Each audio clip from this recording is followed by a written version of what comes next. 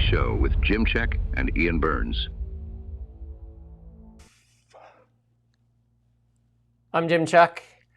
That smiley young man across the way there, Ian Burns, in the nation's capital. Kind of like blue skies here in the Okanagan as I look out of the sky behind me here in our live shot. Kind of like blue skies. A little bit of smoke, a little smoky, a little hazy. For you? Very, very beautiful here today. Perfect weather.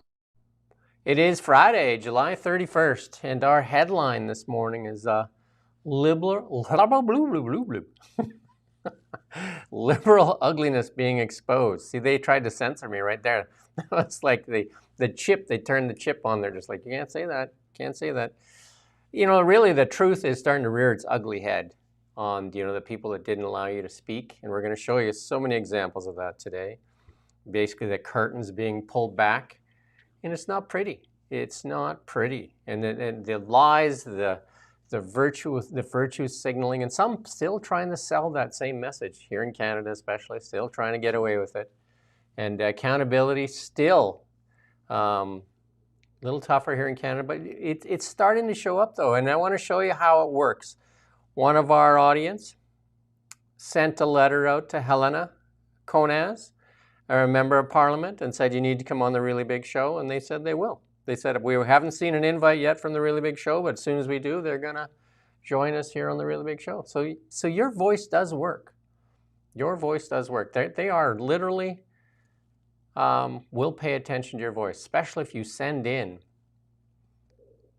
en masse. Like, they are definitely scared of your voice, right? So, because you have all the power. They've convinced many of you that you have no power. And many of you have said, I don't want to vote, I don't want to do this, I don't want to do that. But it is, you have all the power. Some other feedback, thanks for your work. Someone said, proud to be a member of the Really Big Show. We really appreciate everybody that comes here every morning seeking truth. Spread this far and wide. Sometimes it seems like our show gets kind of like, I don't know, suppressed. There's lots of people that say it doesn't come up in their feed. So the only way you can counteract that is share it wherever you can, right? Share it absolutely wherever you can. We're on many platforms now. If you go to the reallybigshow.ca, you can see all the platforms we're on. Spread us like a weed, spread us like a virus, spread truth throughout the world, for that matter. Someone said they like the long videos. They like to hunker down and for a good project. We give you that here. On the show today, 10 o'clock, joining us, Dan Elbas is going to talk about the bridge inquiry in committee there.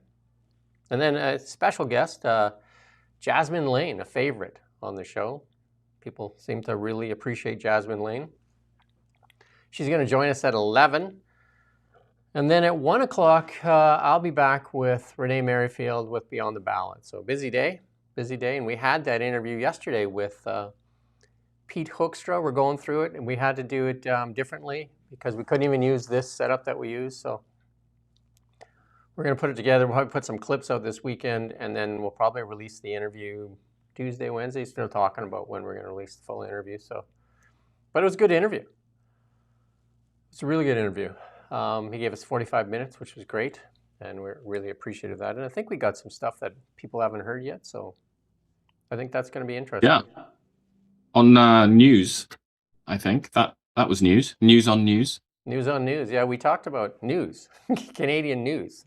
Nobody talks about Canadian news because nobody wants to talk about it other than, you know, us, it seems like. But truth is what matters, right? And then Elon Musk said, you are the news. And hard to hide this stuff because, you know, traditional media, legacy media has hidden this kind of stuff in the past. But they tried to even community note this and say that it was exaggerations, and all of a sudden there's so many videos came out and they were saying it was only a couple hundred people. I'm going to show you this clip. We're talking about Spain, obviously. We're going to show you this clip here from Spain because it's the story that is dominating X right now. It's literally everywhere, and there is some reaction from many, many governments as well. Chaos at the border of Spain's North African enclave in Morocco. This is a city called Ceuta. You're watching as thousands of migrants break through the fence and completely overwhelm the border police. Their video showing huge groups of people, mostly young military-age guys, cramming into inflatable tubes or arriving on shore in other ways, some of them wading in the water as they break through the gates to get to the other side. Sandra, this is reminiscent of kind of what we saw during the open border during the Biden administration through 2021, 2024, kind of similar to what we saw in Del Rio back in 2021.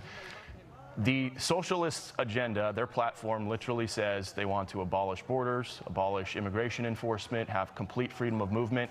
This is what it looks like in another country if they get what they want. Notice there is no resistance from the government whatsoever. These people are coming in without. And just so people recognize, Ian explained a little bit, but we got a map here to kind of show you where Ceuta is. We just put that map up there. I think, Ian, you've been there. I've been there. Not much. Can we put that up on full screen, Nick? Is that possible? Or so there it is, attached to Morocco. So it's a little sliver of Morocco there, right at the edge there. But it is Spain. So Spain is the European Union, and once they get into the European Union, as Ian said yesterday, basically Europe's your oyster.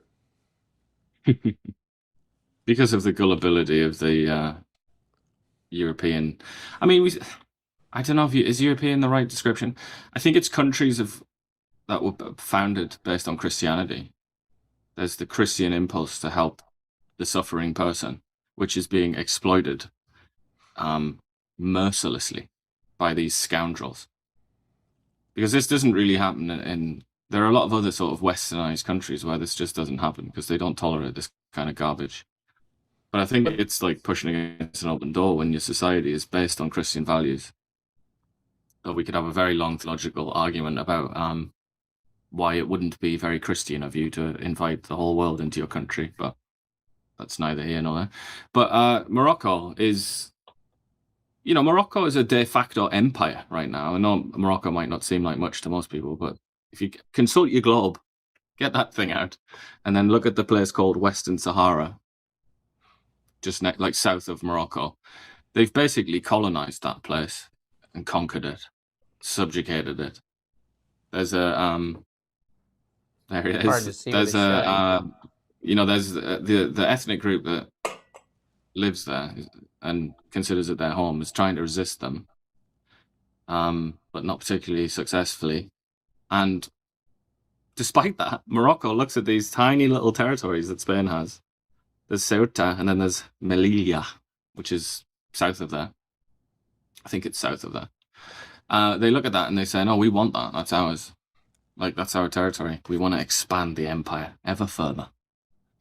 And Spain obviously says no. And so Morocco and Spain have a bit of a sort of rough relationship. I mean, at the best of times.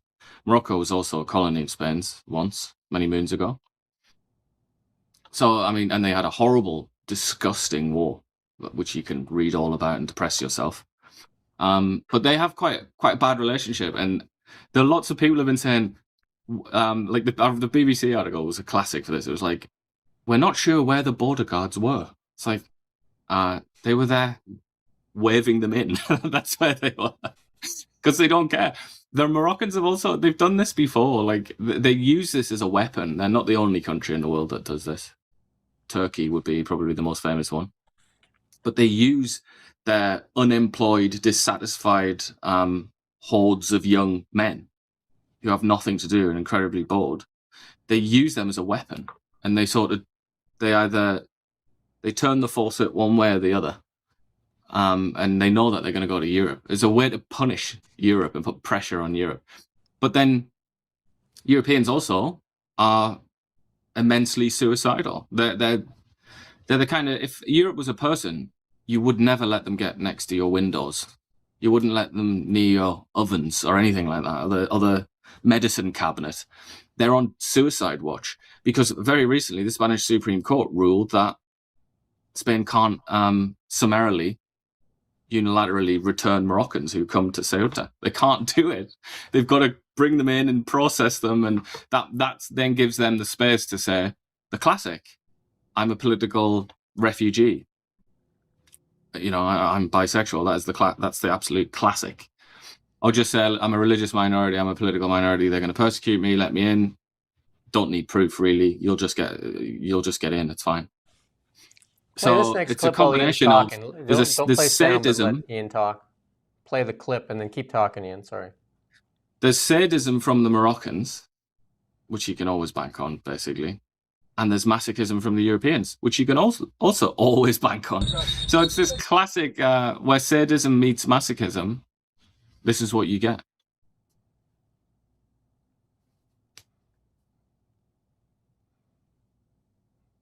They're basically trucked there. Just like, here you go. That looks like AI. It looks like a clown truck. How can so many people fit in a truck? The dump truck. Yeah, well, it's so sad, really, isn't it, this? And to be honest, the Spanish, they're holding on to this Ceuta. They're holding on to this territory and they're saying, no, this is ours, which it is. It is theirs. Morocco is having a laugh if they think that they can claim that. They've had it for centuries. Put that next one up, Nick. They've had it for hundreds of years, but the Moroccans are still whining about it. But it's a little bit rich that the Spanish are saying, oh, no, this is ours, like, shut up. If you go back to that map and you look north of Ceuta, there's a place called Gibraltar, which is a possession of the United Kingdom, which the Spanish nonetheless say, no, that's ours. Get off it. It's like these sort of hilarious double standards. It's one of the reasons that Europe is so like philosophically ill-equipped to deal with this kind of thing. There are so many big moral and philosophical questions that have just been left fallow in Europe. They've not been discussed. They've not been talked about. They've not been settled. And I mean, that's one of numerous reasons why we end up in this debacle. And then Giorgio Meloni from Italy says that they're going to suspend, and I'm going to say it wrong, the Schengen agreement with Spain. Schengen. I knew I was going to say it Schengen. wrong. Yeah, she's angry. She's an angry bird. Again, a tad rich coming from Giorgio Meloni. Again, if you want to get, I mean, I don't think it was on that map, but if you look at a map and you look at territory that Italy has, an island in the Mediterranean called Lampedusa, off the coast of North Africa, that's one of 3 entry points, basically, for Africans and then also Asians in the East, how they get into Europe. And South Americans, actually, who fly over for the hilarious tour of going through Africa. But Lampedusa is an Italian territory, and that's like ground zero of the migration crisis, basically. And the Italians, and they complained about it at the time, obviously, but people came in through Italian territory and then were given access to the European Union, including Spain. So Spain could easily just say, are you having a laugh? Like, how many of these random people came through your territory? Nigel Farage has spoken out. Listen to the clip here from Nigel Farage. It's time to wake up, everybody. No, I really mean it. Just have a look at these scenes.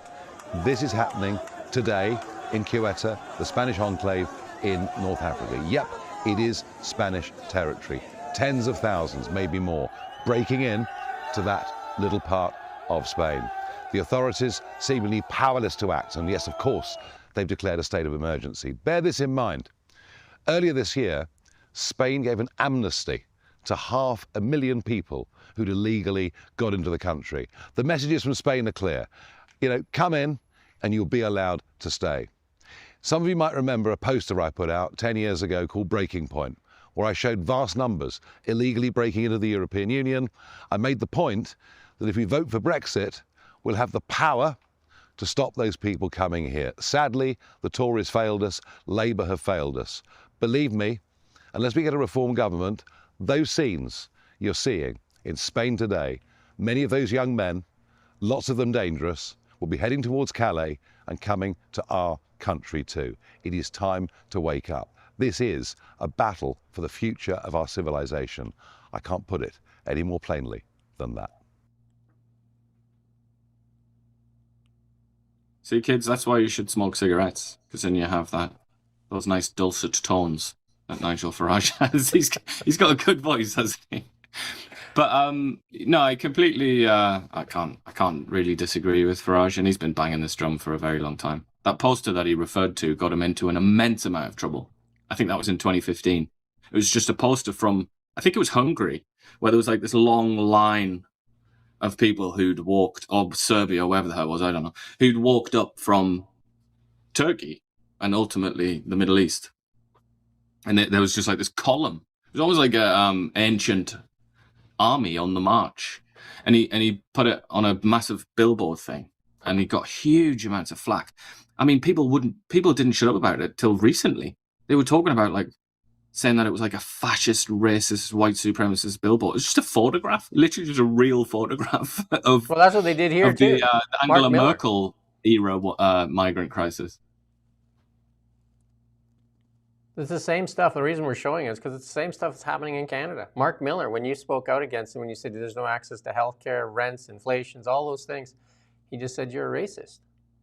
Like, and it's the same stuff. It's globalist agenda. I mean, these things are funded by the UN and all those things, and they're just open border policies. And the same thing was going on in the United States. And look at the left media, what they did to Trump and how they protected Biden administration and Kamala Harris, who said, what are you talking about? The border's closed. And then they show the images, and you're just like, what's that?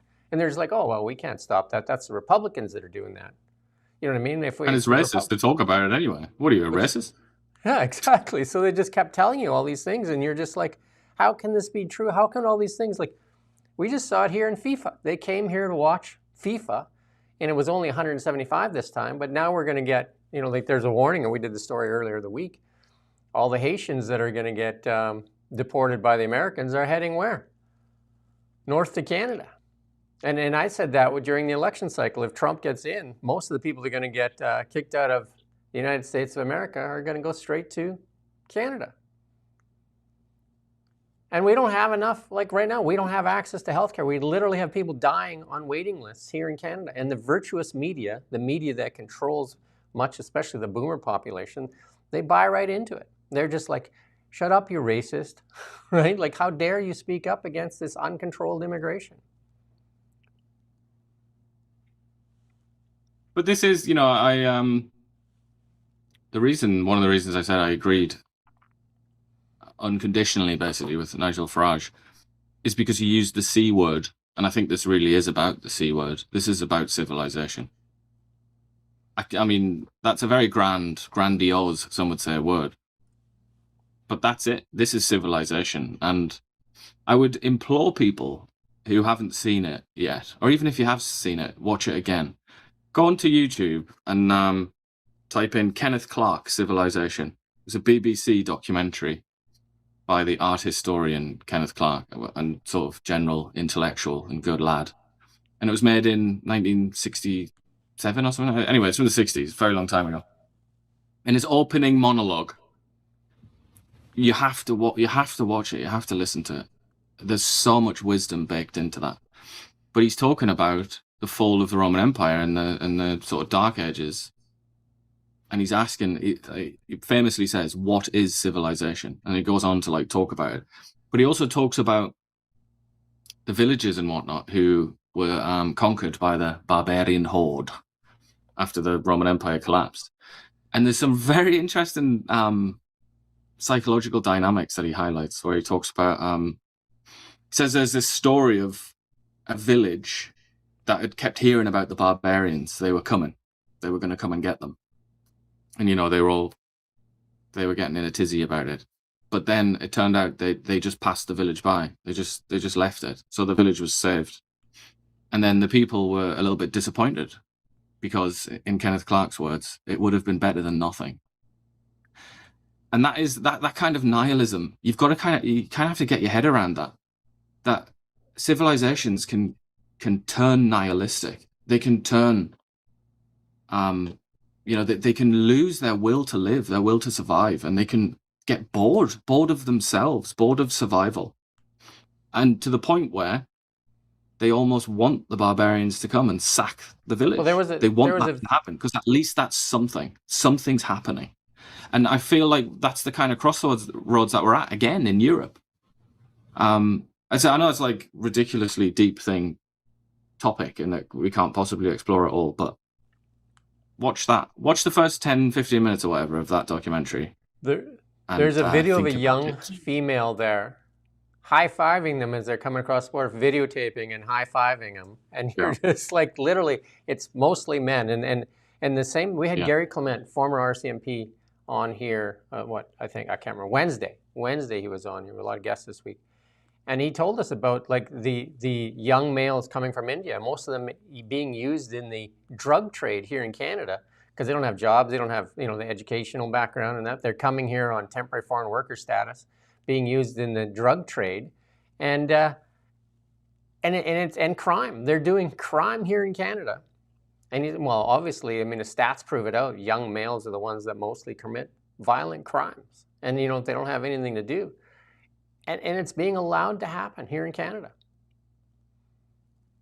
And people on here are blaming the RCMP. You've got to remember the RCMP is just a tool for the politicians. Yeah. They're just a tool. They obey orders. That's it. You know what I mean? I know you want them to stand up and do something, but they are literally a tool. They're at the mercy of the politicians. It is the politicians.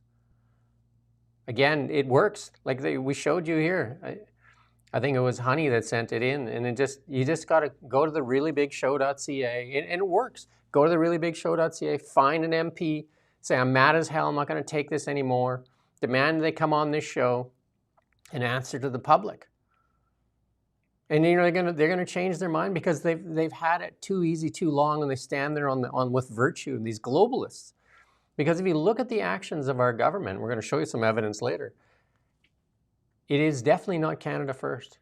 It is not worried about the 10 million right now facing food insecurity. Because if you had 10 million facing food insecurity, you sure wouldn't open the door to more people, especially at the lower end of the rung. To do what? Yeah.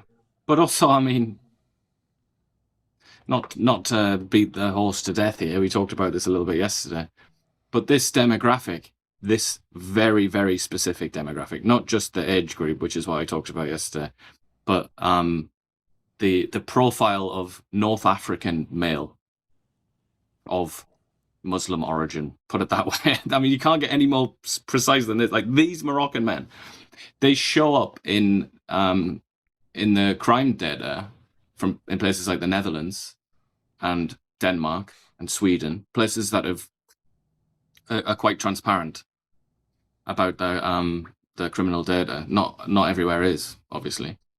But the places that reveal it show that this demographic, this, like I say, totally like zoomed right in on this demographic, is unusually highly represented in sexual crimes, sexual assaults. It's just a statistical fact. It causes certain people's heads to explode that don't have, they don't have a mind suited to reality and truth. But it's true. And yet we're supposed to be, in the West now, like one of our principal values is supposed to be how great it is for women and how we're such feminists. And there's no better place, no better time in history to be a woman than the West. So why would you then look at a list of the sort of demographic groups most likely to commit sexual offences against women, and then see this and not kind of put two and two together and say, hold on, can we maintain this, raison d'etre of our entire civilization, apparently? Can we continue that and also have this? Some are saying that you can't have both of those things. Here's Marco Rubio talking about it as well. Look, the bottom line is there is no effective way to allow hundreds of thousands of people to enter any country in the world and not face consequences. You take 100,000 people from anywhere in the world, and you're going to have some percentage of them that turn out bad. Either they turn into criminals or potentially terrorists. I think that threat is heightened when you come from places that have terrorist movements that would target these people for radicalization once they enter our country. Look, the bottom line is there is That's no... Good, Nick. Many world leaders have spoke out on this already. Trump's had something to say, Rubio, Nigel Farage, Mark Carney. I haven't seen anything yet. don't expect any. It's not. Look, Canada's not in the Canadian political class, and I would even say Canada at large is not in the real world when it comes to this. It's just not. It's not part of Canadian reality. It could become part of it, of course. There's been little glimpses of it, like Wroxham Road and people sort of coming in over the border in the prairies and whatnot. But it's not quite like this. I mean, this is quite literally biblical, isn't it? That is a perfectly accurate word to use to describe huge columns of men breaking into a country. Well, look at this in the stores in the Spanish city. Take a look. This is the cops standing there just kind of like watching.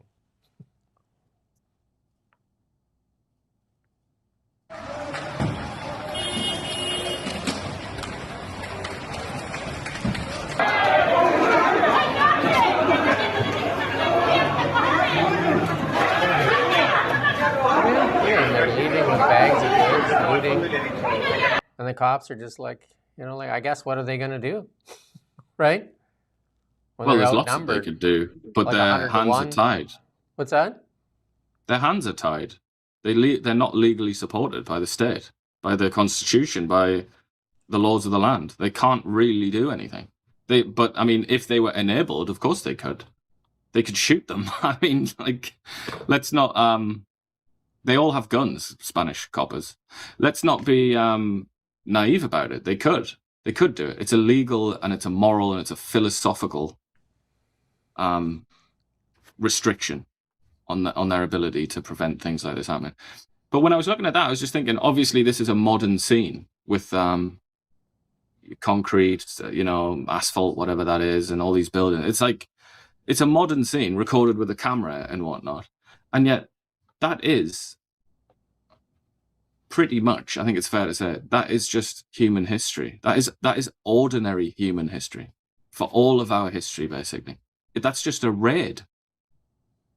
That's been going on forever. And it looks like, if you don't monitor the situation, if you don't keep your eye on the pot, it will boil over again and we'll just go back to normal. We'll regress to the norm. And the norm of human history is groups of men, usually young men, leaving their society to go to other people's society to steal stuff. It's literally, I mean, it's as normal to humans as, sitting on an egg is for a chicken. And then this is in Canada and the United States, the trucking industry. We've talked to Harman Bangu, MLA. We talked to Gary Clement on it, and it's prevalent in the United States. We've seen the accidents, and this is from Fox. They arrested an illegal alien semi-truck driver from India in Oklahoma, and some, like, watch this clip. You're not going to believe it. What had said on his driver's license that was given to him. Director Lyons, I saw something that startled me. That was ICE arresting an Indian national, an illegal alien operating an 18-wheeler in Oklahoma. And you can see on your screen now, he was carrying a New York State issued commercial driver's license that could also be used as a real ID. His first name was listed as, quote, no name given. That's literally a real ID he was arrested with. Meanwhile, ICE has arrested at least 91 illegals operating. That's good enough. That one shows that fatal crash there, where I think a bunch of people were decapitated in Florida. I believe that there. No name given. That's what these people that buy into this, like the ones screaming that ICE is this horrible organization, and like CBC doing all these anti-ICE, anti-Trump stories all the time, basically calling them Nazis, and then going after companies in Canada that are selling goods to ICE in America. So it's these people are, if you go read Godsad's book, right? It's crazy. And this is what we can expect here in Canada too, just overrun. We're starting to see that in places like Peel. We're going to show you some stuff later. Like Peel has become just like this focal point. Is it kind of like one of those areas that has just fallen? Has Peel fallen? One of the commenters here, disbeliever, says that this is also in Canada, and indeed it is. I've had an Uber ride with somebody whose name was FNU, and I was like, FNU, like, that's a weird name. What's that, like Tibetan or something? I'm not familiar with that. I had to look at it, and it just stands for first name unknown. Why not, eh? So people imagine when you go to the do anything with a driver's license, you try to pull that crap. There's no bloody way. No. The rules apply to you. And even CNN having to come clean, because there was a bunch of community notes as these things started going up. Community notes, they were getting community notes saying this is an exaggeration, this is like 1,000 people, blah blah blah, and all of a sudden CNN, because again the video, it's tough to say when you watch hordes of people coming in to say, well, that's 1,000. Like I could count 1,000 in like 30 seconds, right? CNN Spain estimates around 49,000 crashed. And some people are estimating into the 100,000. I mean, the population that's there. Out of date. It's 60,000 is now the official estimation. So that's just an out of date story. The next slide there, Nick. I mean, the other thing going on there is the word migrants. That's doing rather a lot of work, isn't it? I mean, in what sense are these people migrants? Like I said, this is more like like a raiding party. That's what it's like. Again, I'm begging you. I'm begging everyone, especially people with positions of authority and power and responsibility. Please, now and then, read human history. Read history books, please. Then you wouldn't say something as gullible and daft as migrants. Migrants, they're having a laugh. Look at them. They're coming over in shorts and t-shirt and then going to raid shops. No, that's not a migrant. That is a raiding party. That's the best way I can think to describe it. I don't know if anybody has a better idea. I mean, invasion would be realistic as well.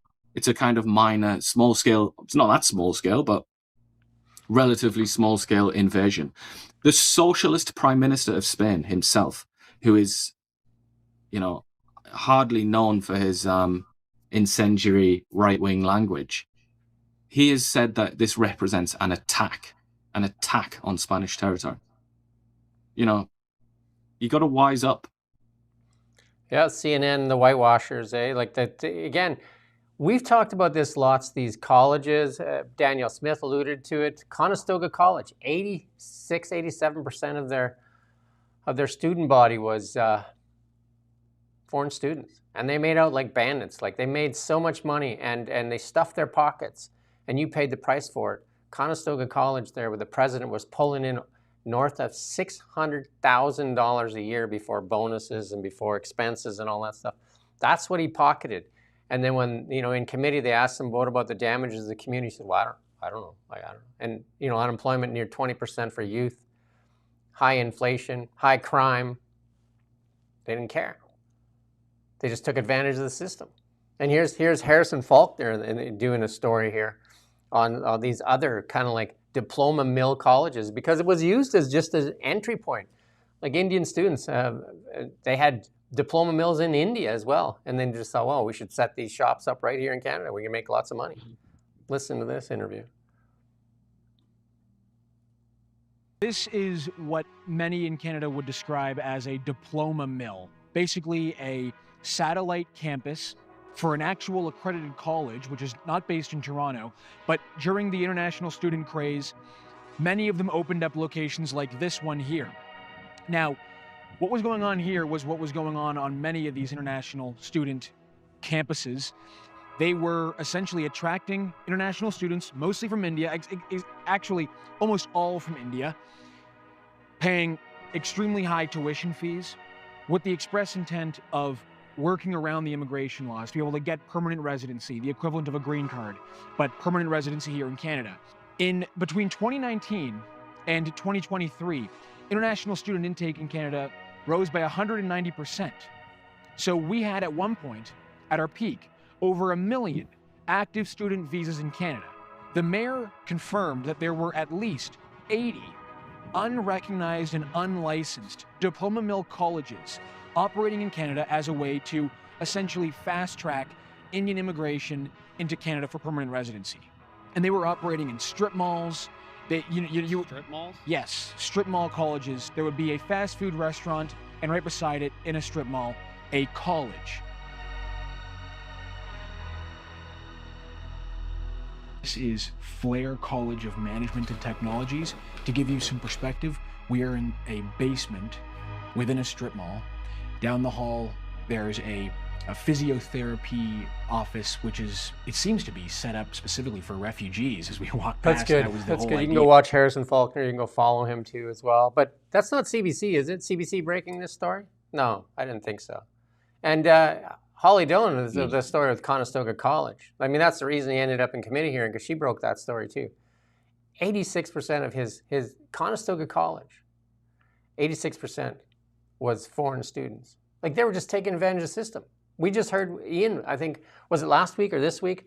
Rogers Telecommunications said, we need more foreigners in Canada because, like the shareholders need that because we need to sell phones to these people. So the people that were making nothing but money off this were applauding Justin Trudeau and the Liberals. And Mark Carney is a globalist as well. He's one of the founders of the WEF. It's listed on the website. He still writes for them. These are the people, they're making money off of this and the cheap labor. Ian talked about this yesterday too. Like, why do productivity when you can just get 3 people really cheap to do the, the work of 1? Yeah.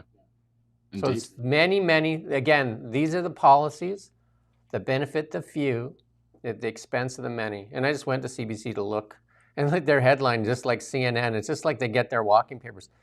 Absolute chaos as thousands of Moroccan migrants breach Spain's border. Migrants.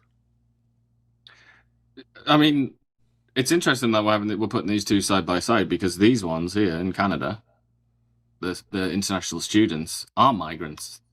They're economic migrants masquerading as students.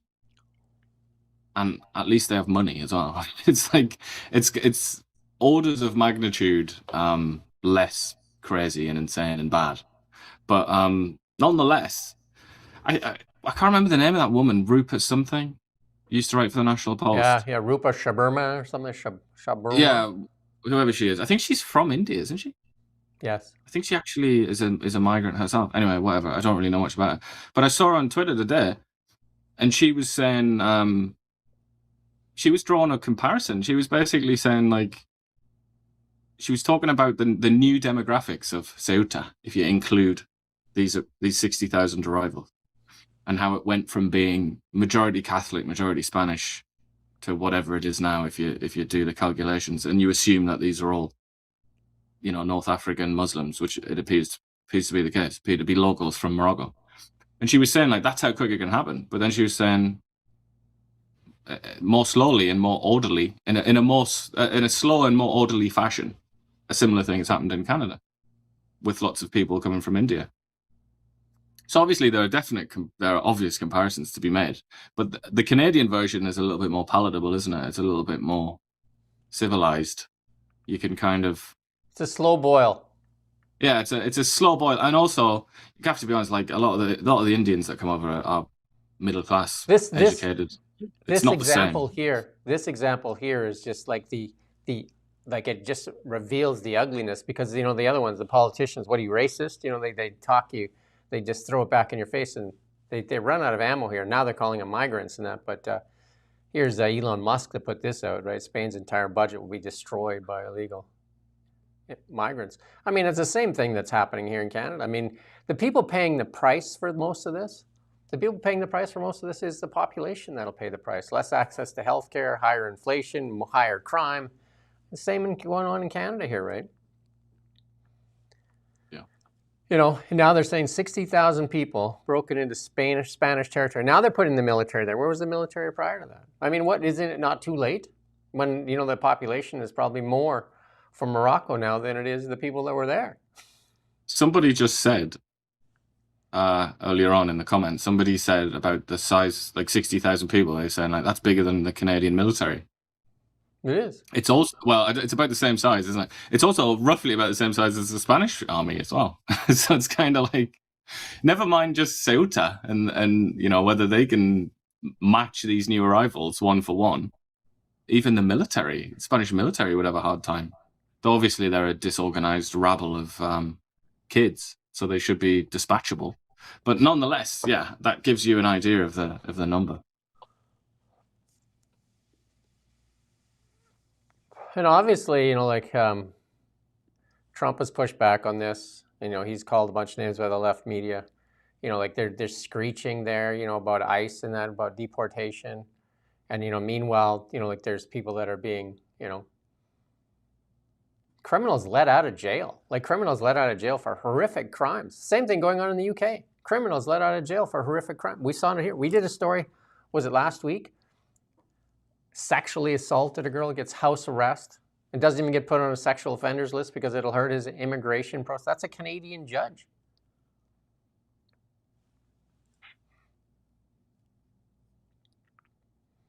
We're going to turn our attention to the economy. But I do want to stop with on the trucker thing.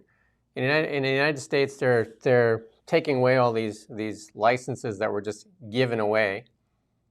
And they're giving licenses to former military. And in Canada, we have the same problem. I talked to Harman Bangu, talked to Gary Clement.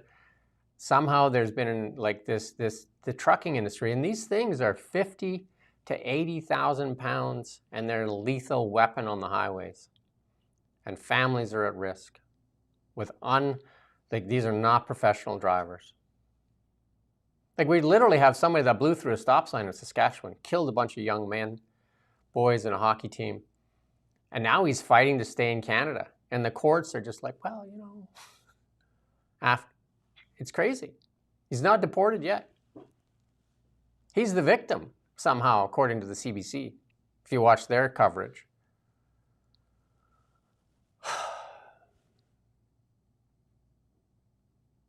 Nick says I need to stop sighing, but I mean, the news makes me sigh. It's tough. This is a tough start. We need to get morale back. Well, look at this. Look at this. The economy. Canada GDP beats expectations. Rebound gathers steam. No, the other slide there. This blue one here, if we can, but I don't know. No, this one here. Yeah, that one there. Canada. And guess why? Any guesses? What's driving that? What's driving that growth?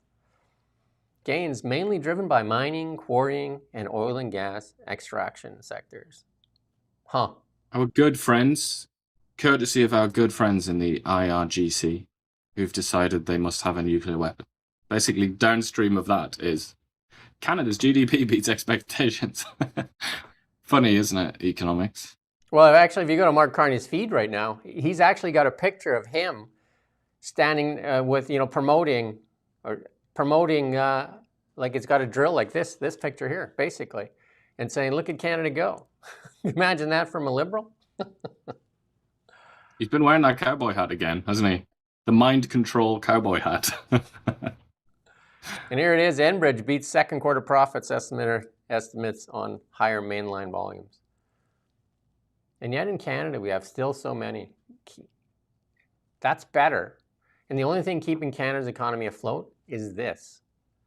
So more of this. And yet the tax man, Mr. Carney there, wants CCUS to line his own pockets. We could do a lot more of this. Canada's still way under its potential. This is literally Canada's time to shine. And even though it's been suppressed and that, it's like, you cover it all up and there's a few green shoots that stick out no matter what you do to it. It's just, like it says, well, here's a little bit here. Somebody's talking about GDP being fake. Or kind of implying that anyway. Well, a couple of people have actually, not just one. And I would say, since we were talking about Spain, it seems relevant that I should mention that Spain has had the highest GDP growth of basically all the countries of the West in the last few years. And when you actually look under the hood to see what it is, a lot of it is just migrants. It's just a larger population. They're experiencing well, that's what they did here. Significant population growth from immigration. Yeah, that was Justin's trick. Obviously, it doesn't tell you everything. Good GDP. I mean, it's like you need to investigate it, don't you? Oh. You need to scratch just underneath the hood, just like in here, right? Just, just look, we're doing better. Yeah, you're doing better because it's one thing here, and it is black gold. Yep.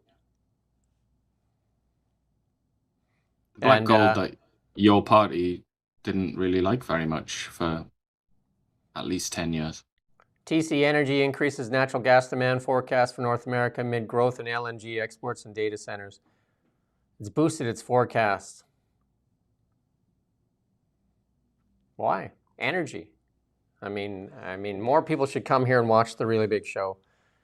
And they can just take a few words from us. Energy, cheap, reliable energy is prosperity and security. That's it. You just put that on in front of your desk there and just stare at it, and then answer questions to that all day long. 98% of the Liberal MPs and NDP would fail at that. Mark Carney, we're not sure. I mean, I think Mark Carney is like, he's driven by a different agenda.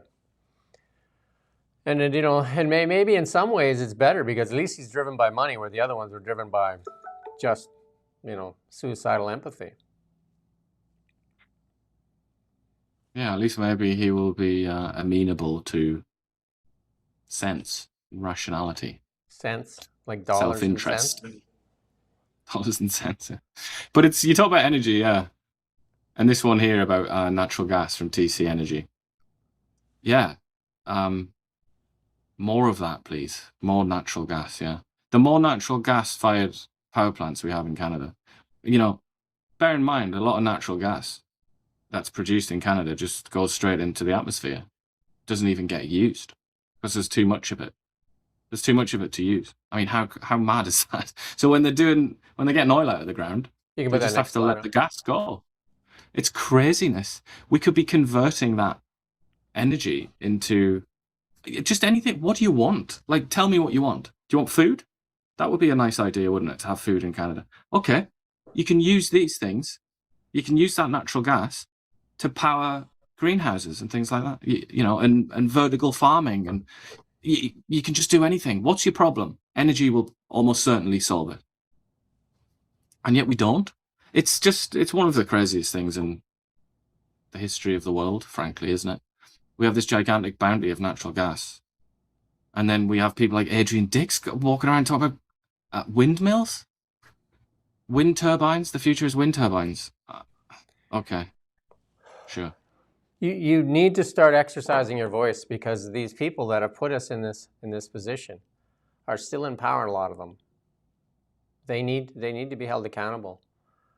And then that is, you can do something, and you've been proven that. The truth is starting to break through. This is a big moment for immigration. This is going to change a lot of people's minds when they watch that.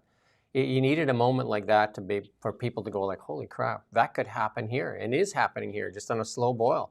And people just like, whoa, right? I mean, it is good to have something that actually shocks people into like reality. Yeah.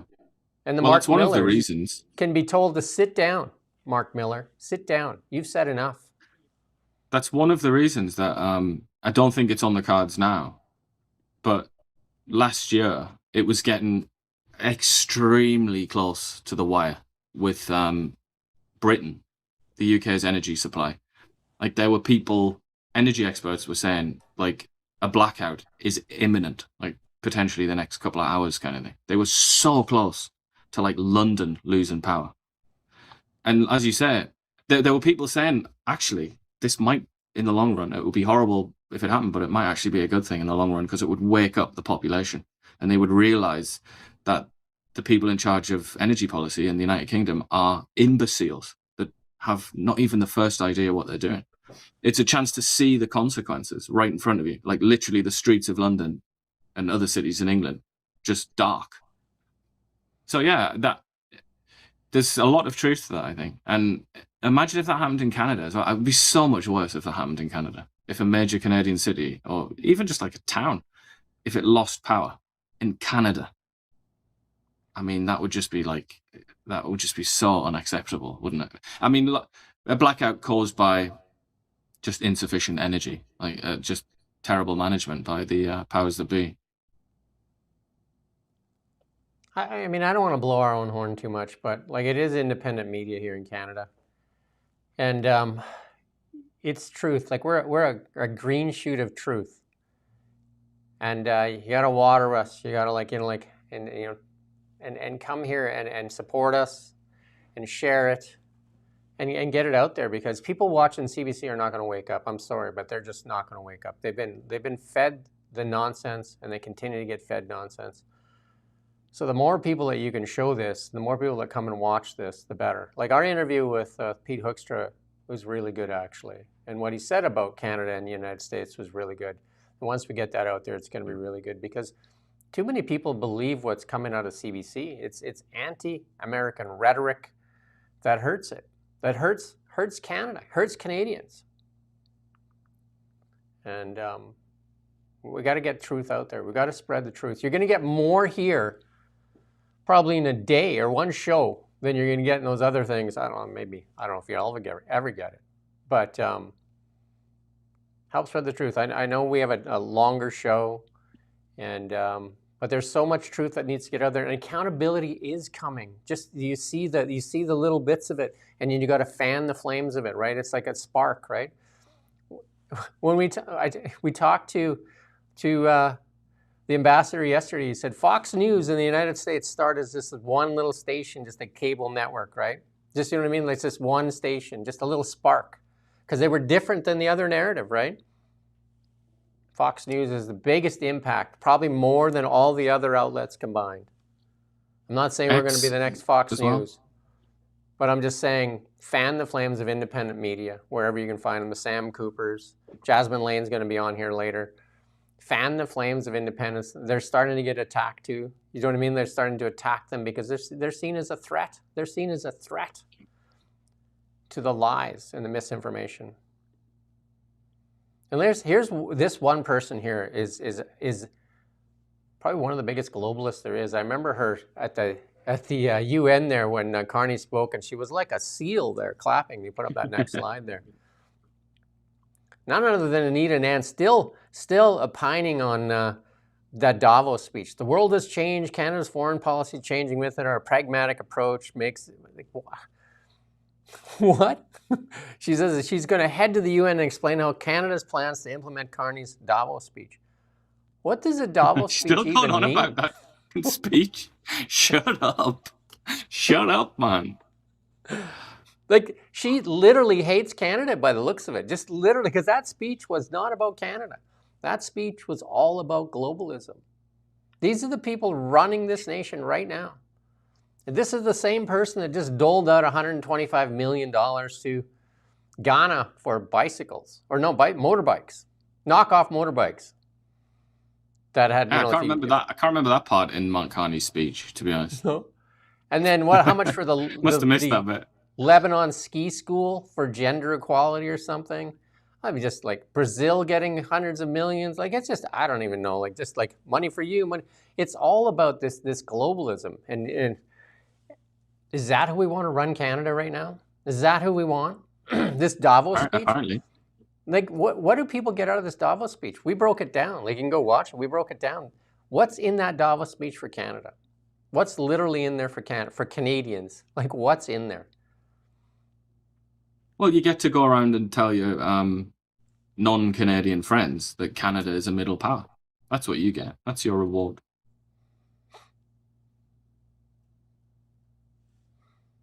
You got to go to the really big show. The really big show. Dan Ellis is going to join us in 2 minutes. TheReallyBigShow.ca. TheReallyBigShow.ca. Scroll to the bottom. There's some MPs and say, I'm mad as hell. I'm not going to take this anymore. We need Canada to be foot first. We need 10 million Canadians to be looked after that are on food insecurity in a nation as rich as Canada. 10 million Canadians right now. Food insecurity. 50% of the population right now are at a breaking point, financial breaking point in Canada. Youth disenfranchised and disenchanted to ever own a home in Canada. Crime going rampant. Justice, does it exist? When you have victims that are never even talked about in the story, and media that is basically subservient and bought off.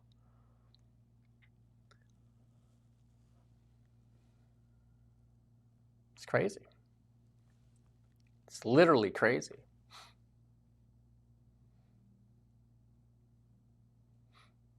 But, you know, we'll play this clip here as we wait for Dan, because this is Netanyahu being interviewed by Sean Hannity here. Listen to what he says if he got arrested.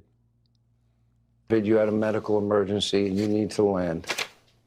And you're about to land in a country that recognizes the ICC. It could complicate things. Do you worry about that? Yeah, I think about it. You know, we have that's why we have special forces around. You know, I served in them for 5 years. No, the IDF is pretty tough. They have a very tough Let's give them a new task. You know, yeah, of course. It's the corruption of the international system. It's an unelected bureaucracy that sits in The Hague that could arrest American soldiers because you don't recognize this corrupt body any more than we do, and they could say that the president of the United States is a war criminal. That American soldiers valiantly fighting next to us. That's from Fox. So is he saying that if he lands in Canada, Mark Carney said, when asked, would you arrest him? He said, yeah. And he's saying the IDF would come get him.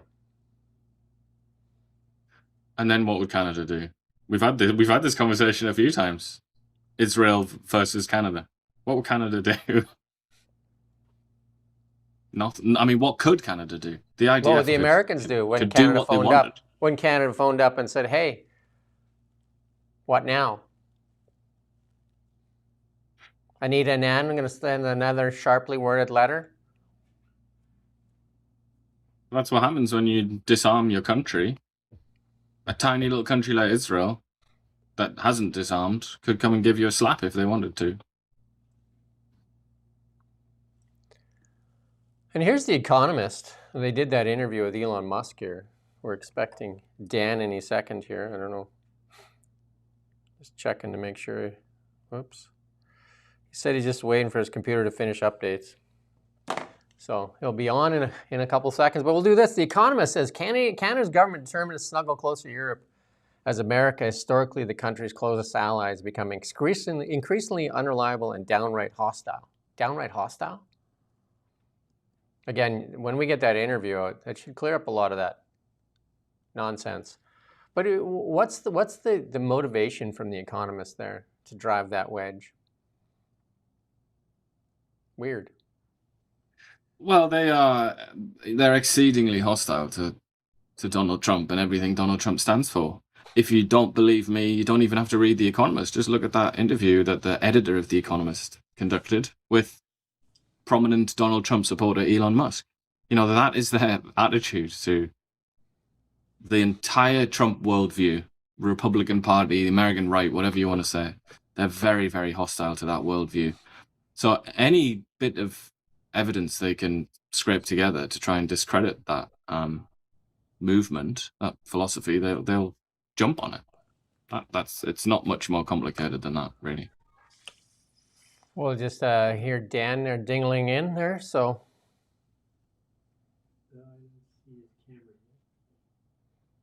We'll give him a second here.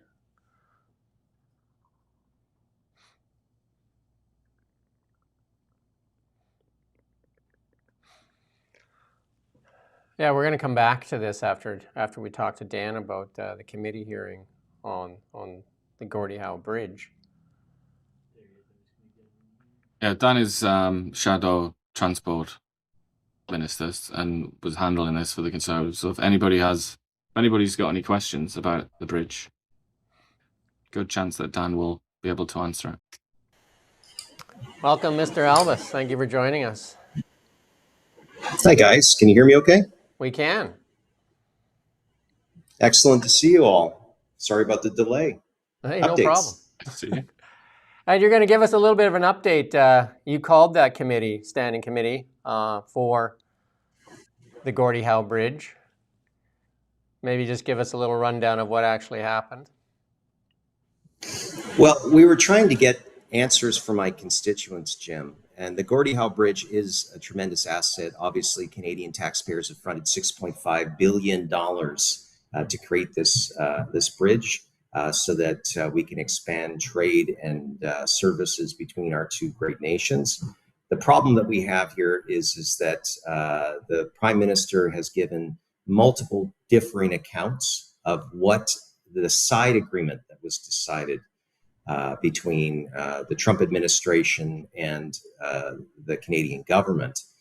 And when he was at Stampede, he made comments that said it was very unclear, and reporters pressed him for details. And what we found out from there is he said, number one, this is a great deal. And number two, revenues will be split with the United States towards economic development on their side, but it's after all the debt is paid and other expenses that are there. We then heard him repeat the same comments, defending it, saying this is a tremendous deal that he's negotiated on July 17th at his own press conference. And so since then, we had media reports coming out of the United States that actually, reported that it was not what Mr. Carney said to the Canadian public and towards reporters. And as we raised questions about this, we had multiple Liberal members of Parliament, I guess, suddenly surface from their summer barbecue break and basically say that Conservatives were spreading misinformation and that we were somehow not patriotic enough, and only the Liberal Party has the interest of Canadian taxpayers. Well, we said, okay, if that is the case, let's put this to the test.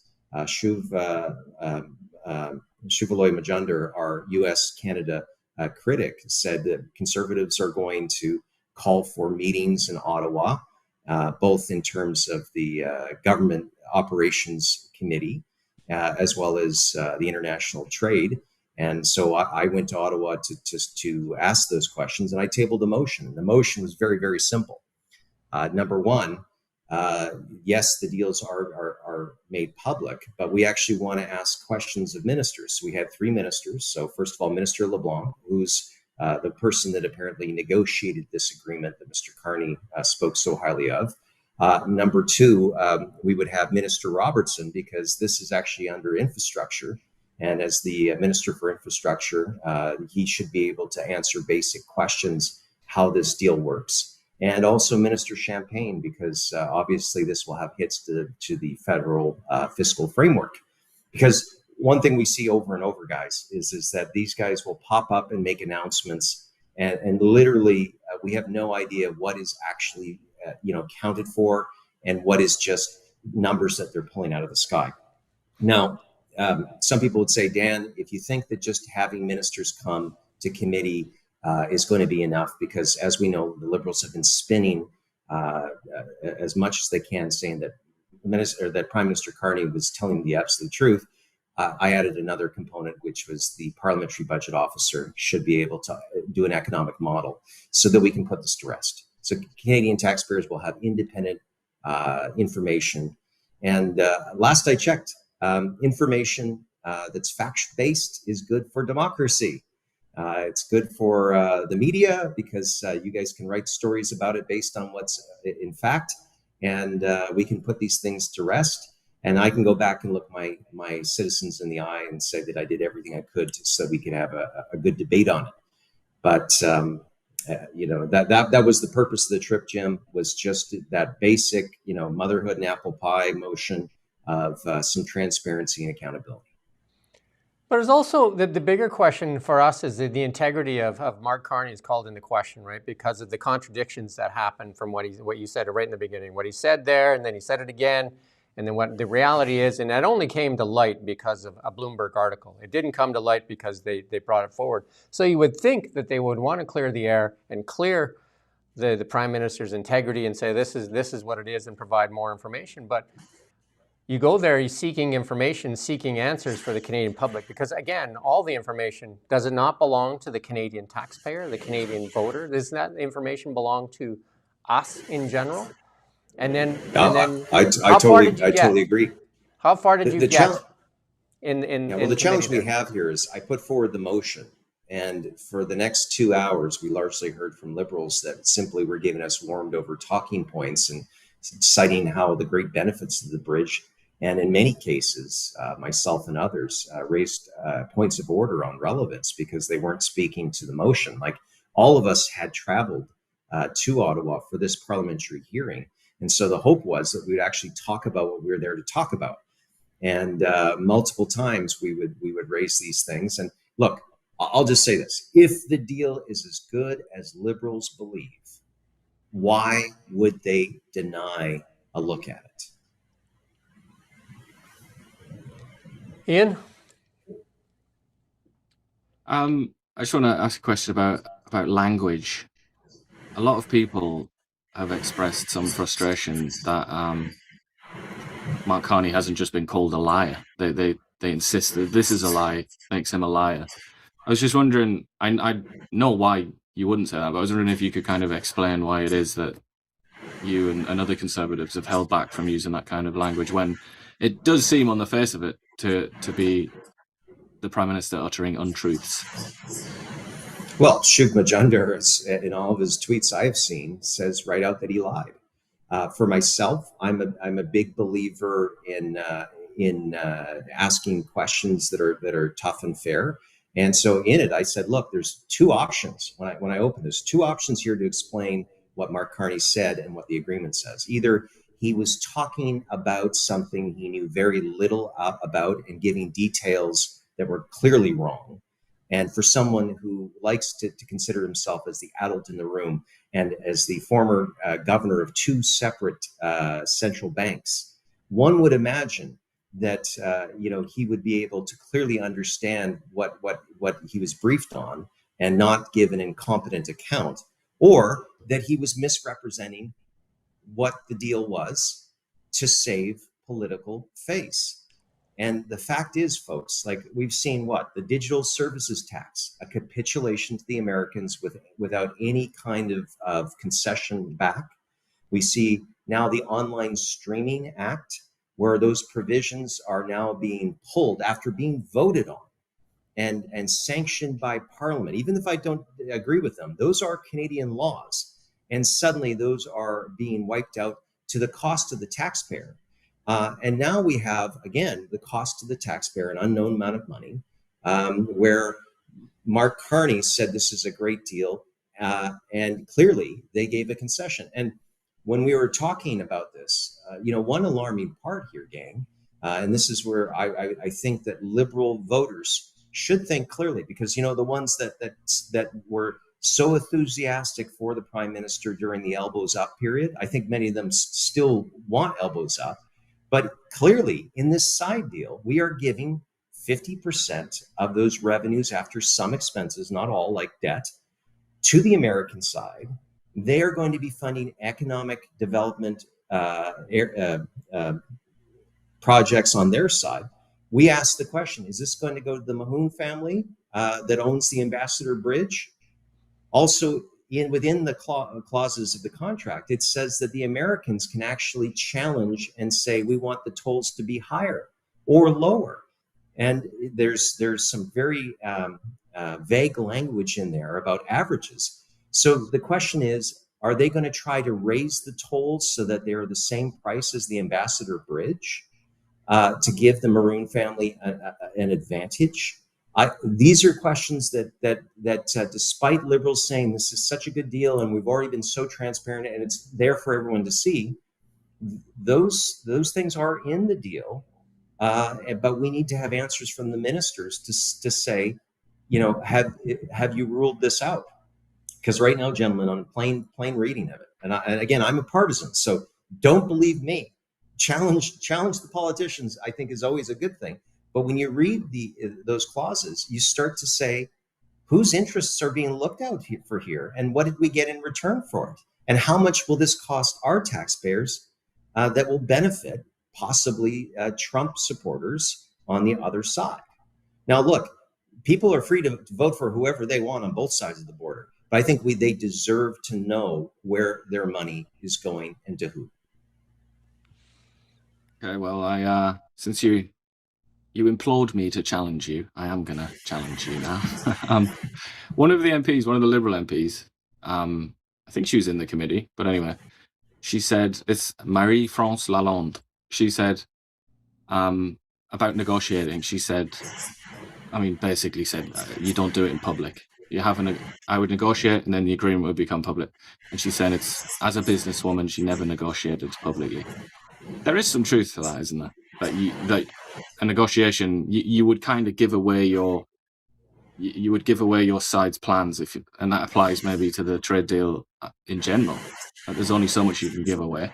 That's one sort of that's one thing that I would say. And then the other thing I would say, people have challenged the Conservative position with, is you kind of have to accept reality, don't you? We're dealing with this behemoth in all possible ways, economically, culturally, politically, everything. This gigantic country. Realistically, there are going to have to be, we're going to have to kind of bow our head down now and then and give it the yes, me lord. And ultimately, as Carney says, it's worth it because the bridge opens. Otherwise, it wouldn't have opened. How do you respond to those?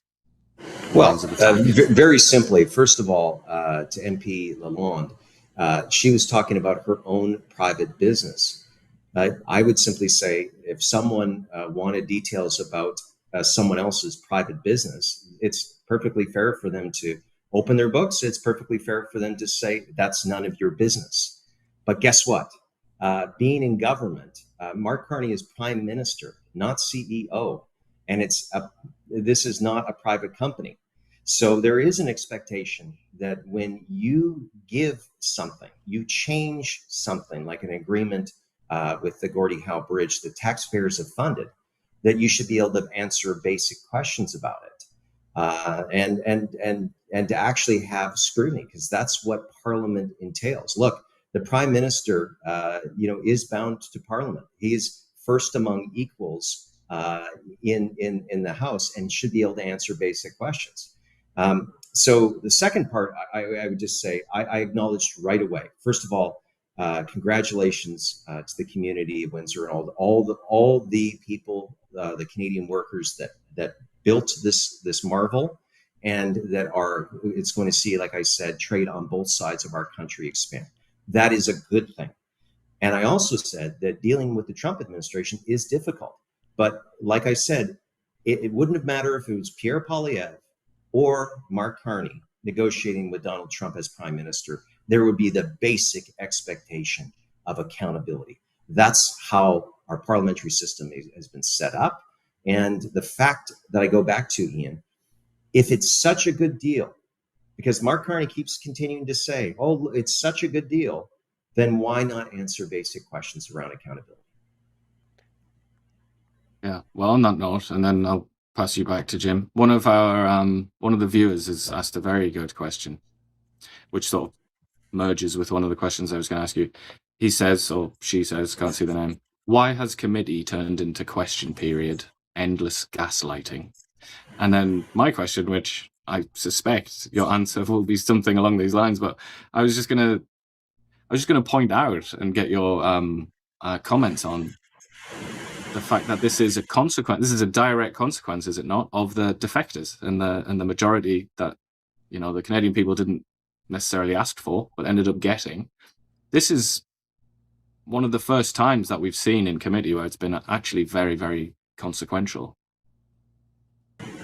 So I would say this. First of all, if you look at the motion, and it's all available publicly, as I said, there was nothing in here where the Liberals could say there's a political poison pill in this that makes it impossible for them. This was literally a good governance motion, and I challenged anyone, including the media, to point out where it wasn't.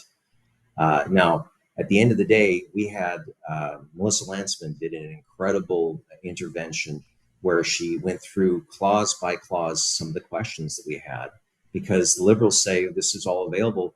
Why should we have? For example, there is no conflict dispute resolution process in it. And so if you have the Americans saying that we want to raise the average toll price, what happens if the Canadian side disagrees? So these are basic questions about how this agreement will function. That's not gaslighting. Those are asking very reasonable questions. And so like we had both Representatives Hard Gill and Chris Lewis that are MPs for the area asking a number of questions as to what has gone on here. So if anyone wants to watch that, you can see this is long form democratic processes that are going on here.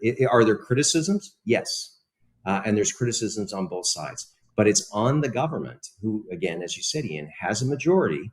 If the deal does what they say it does, then why would you deflect? Why would you simply adjourn the meeting so that you didn't have to have a vote on such a basic transparency exercise? I'm going to go back to what you said about Mark Carney maybe not knowing about the deal, maybe not being informed properly. Well, we heard from Melanie Jolie just recently that Mark Carney is the only guy doing negotiations. He's in charge of everything. She said that point blank. She said Mark Carney's in charge of all negotiations with the Americans. So obviously, why are we sending Dominic LeBlanc? And why does his name keep coming up here? Like, look, at the end of the day, guys, Mark Carney is a human being like all of us. You can only do so much at one time. Now, I think this is a public relations exercise because I think Mark Carney is probably more popular than liberals. And so people give him that. But again, I go back to it. He ran on being the adult in the room, apparently, thinking that he, I guess, is the only adult that can be the prime minister. That's a claim. But he also said that he would get us the best deal. And so he actually put a timeline of last year, July of last year, to get everything dealt with the Trump administration. I didn't ask him to do that. He told Canadians he would be doing that. And so, as I said, we continually see capitulation on the Online Streaming Act, capitulation where it comes to the digital service tax, capitulation now where it comes to this, and without any accountability, without actually saying, you know what, folks, we were in an incredibly tight spot. We decided that there was, on balance, a better, a long-term effect for the economy with going with this bad deal than allowing that bridge to languish. I think some Canadians would accept that. But as we all remind ourselves, as Richard Nixon found out, it's the cover-up that gets you. It's the trust. If what you said there, if he said that in the beginning, would have been more sense, right? If he would have said that right the first time he was asked and the second time he was asked, if he would have said just what you said, then it would have been. Yeah. Okay. I've said this on your show before. I've never met a politician who always is raising expectations. And given that we are in such a critical time right now, where it seems to be that the American side they are ramping up tariffs against our country. This is an incredibly serious time, and we deserve a government that will say and look Canadians in the eye and tell us what is going on. And I think Canadians are fair and practical people. If you're upfront with them, they will give you the benefit of the doubt. But if you're not being fair and sharing details, and you're not pointing out why you've done things, you're just simply raising expectations and telling that everything is rainbows and unicorns. That's not being the adult in the room. I think when somebody referred to gaslighting, they weren't talking about the gaslighting from you or anybody else. They were talking about in there because you never get answers, and I think that's the thing. Like, it's question period. You ask questions, and next thing you know, the gavel goes down and says, we're closing the meeting off. And somebody asked in the comments too, like, the frustration part is prescribe it. There's so many of these committees, right? You and I have and Ian talked about the BC Ferries. We still don't have answers there. Like, we're just not getting answers to questions, and I think that's what's frustrating Canadians. And the same goes for, in the House of Commons and that. It goes back and forth, but there's not a lot of answers provided, and I think a lot of people are suffering now. We know that the economy is not doing that great, and 10 million Canadians now facing food insecurity, 50% near a financial breaking point. And then you get told by the people in charge that affordability has never been so good in a decade, that everything is great, we're the best country in the G7 and all these things, and then that's not the reality that many Canadians are facing today. Well, and this is the thing, that's why I gave 3 ministers who could come and that had an interest in this. Obviously the minister that negotiated the agreement, the minister whose portfolio includes infrastructure, including the Gordie Howe Bridge in his portfolio, and as well as the Minister of Finance. So, look, Madame Lalonde, she's fine to have her opinions, as are all members of Parliament. But at the end of the day, the people that actually bear responsibility should come to committee and explain it. And I think that's why they didn't. They said they were opposed to my motion. They never said why. And then they never voted on it. Even though I asked, I said, fine, if you disagree with me, I don't mind that. But let's tell our constituents where we stand. And instead of simply voting against what I again said was a good governance motion, something that Liberals, if the shoe was on the other foot, they would be the first ones calling for transparency from a Conservative government. They immediately adjourned the meeting, and that I think really weighs on me, because the fact is that they're stuck in this, between this rock and this hard place, and so it's these members that are actually operating, I believe, more as foot soldiers for Mark Carney rather than as members of Parliament that are all tasked with holding their government to account.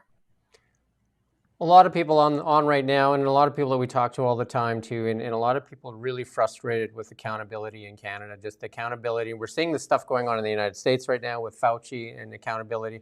And when will Canada see accountability? Because, like in Canada, vaccine records sealed for 15 years, and there's a whole bunch of things. So, committees being prescribe it, this, that.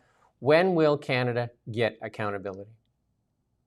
Well, look, guys, I'm not going to tell you that our system is going to scratch every itch, but we do have regular elections. We do have regular question period. In Great Britain, where our parliament is modeled after, they only get question time with the Prime Minister once a week. So, technically we can ask tough questions to the government every day we're in session. We're not. I also will say I'm very frustrated too. Yesterday, I saw media reporting, and again, that's their job. But essentially, you had Mark Carney re-announcing an announcement that they had done 3 weeks ago around Roberts Bank 2 in the Port of Vancouver yesterday. By the way, this is the same project. They've referred to their major projects office. Now, that major projects office, shared a lot of similarities up until recent with the Gordie Howe Bridge. You knew it was there. You could see that obviously that it was there, but you didn't know what was going wrong or what was going on with it, because it wasn't working, and it still isn't working. So what I see is Mark Carney coming to BC talking about this great project, but it's essentially the same announcement they did 3 weeks ago. And as I said yesterday on X, a re-announcement of a 2-week-old announcement that they're referring in something to the major projects office does not put a shovel in the ground, and it certainly does not signal that, like Mr. Carney liked to say during the election, that we are going to build at speeds for major projects not seen in generations. Does it so give the... right now we're building at speeds that may require generations. Touche. The one question I want to finish with here is, does it not give the Conservatives at least a little bit of, confidence in that you were right on the oil and gas sector? Because right now, the only thing that's kind of keeping the Canadian economy kind of like its head above water is our oil and gas sector. And it is, the suppression of that, the anti-energy policies of the last 11 years are why Canada is feeling this economic pain right now. Because if we had a pipeline east and west, we would probably have other people we could diversify our economy to, but we don't. So I just wonder, I haven't heard a lot out of the Conservatives in saying, we've been right all along. Well, I don't know about you, but, voters, seldom, first of all, say Dan Albus said this on day, 10 of the election, and et cetera. They just, when they vote for people, they trust that they're going to be true to their word. And Mr. Carney said to the Canadian people that he would tell them the truth, that he would be straight with them. He said that on his first forward guidance YouTube video, where he had a 1-to-1 with the Canadian voter. And yet, when it came to this side deal, we found out that he wasn't being level with people.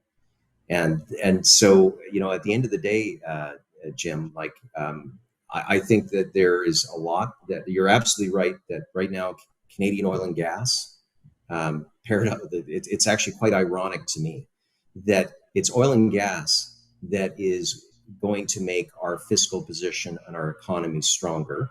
But they continue to put limitations on it. Like, for example, the Pathways program, that has a very complicated aspect because it puts in place a higher price than on a commodity of oil, which no other country in the world has. At the same time, they're also going to be putting on top a carbon tax at a level that no other country has. And somehow we're going to see new development to supply, a pipeline that will run through British Columbia. And so these details haven't been figured out because I believe that they're incompatible. I think that the market will not bear those costs, and I think that really by putting all these conditionalities on it, I think it makes it difficult. And if you look at what Avi Lewis is saying and what Angus Reid said the other day, is that 1 out of 6 Liberal voters are moving to the NDP because they don't believe that Canada is doing enough on our climate change. So I think this issue, like, there is a real opportunity, once in a lifetime opportunity for Canada to supplant Russian and other sources of oil from the Middle East, and yet we won't untie ourselves from the pretzels that we are in, the yoga postures those pretzels that Mr. Trudeau put us in, and Mr. Carney says that he's all about unleashing them, but he hasn't changed a single anti-development law. So I believe we're going to miss out on a generational opportunity to put Canadians to work, supplant dictatorships, and be a trusted ally when it comes to energy supply. Obviously, the oil company is not putting a lot of faith in the regulatory environment here because nobody's stepping up really to build that pipeline. So we're going to pay for that pipeline. The taxpayer will pay for that pipeline. And then the other one in carbon capture, most of them have said, we're not doing that carbon capture. It doesn't make any sense. And I even interviewed Martha Hall Findlay, one of the proponents of that in the past. That's not a time for now. But they found a way to get around that as well. And they said that the taxpayer can pay for that through tax credits. So the taxpayer left and here's the funny thing in that is it's actually the 4 companies that are involved in Pathways, the major producers. They actually, if you look at it, they have some of the most efficient oil sands production out there. It's actually the small to medium-sized ones that have the problems. But again, government is forcing the biggest players that actually have created the most technology to reduce emissions to somehow go further. And this is why I just think that Mr. Carney has put too many conditions on it. We just got to be honest with Canadians. There's an opportunity there, but we have to get out of our own way. We have to actually start saying to oil and gas, let's build something together and let's fill a need in the market, and let's help Canadians first. And unfortunately, that's just not what's happening. Well, we do thank you for your time. We got lots to get through because we have Jasmine Lane joining us at 11 o'clock, and we have a great interview with Pete Hoekstra that will be released. I'm just promoting that. We're going to release that probably next week, and I think there's a lot of stuff in there that will be some great revelations, questions that haven't been asked of him yet, so I think it'll be good. No, I appreciate any conversation about our scarce tax dollars. We just you just can't give them to everyone for whatever reason and then still have an economy. Take care, guys. Thanks, Dan. All right, take care. Thanks, Dan. We got lots to go through. We're going to step on the gas. Sorry about that. And Dan, always great to jump in really quick. Speaking of Avi Lewis, though, I'm going to watch this clip because it's worth watching here. Avi Lewis here, way back up there with Rachel Gilmore on Bubble Pop. Avi Lewis won't come on here. We've invited him. But yet he goes on Bubble Pop. Should we get bubbles? Should we get bubbles that actually bubble up while we're sitting here? We can have blue bubbles. Blue background. She can have pink, we'll have blue. Yeah, there you go. Let's hear from Bubble Pop. you need to like play it through. What are we defending against? What is the major threat to Canada's security today? It is the United States, which has declared economic war on us and which has threatened to annex us. We're the longest undefended border in the world between two countries. Do we picture ourselves resisting a land invasion by the United States? Like, just be real, people. Like, what are we defending against? Okay, let's identify what the actual scenario is that we need to defend ourselves against, and then actually come up with a rational plan about how to make ourselves safer. I don't think there's a way to prevent, U.S. military incursion in Canada. So don't use our fear of the United States to just create a whole new military industrial complex. Yeah. Because what happens there is the government is the only customer for all of that stuff. And then other regimes that are less palatable than our, than our traditional ones. That's good enough. Okay, I just can't.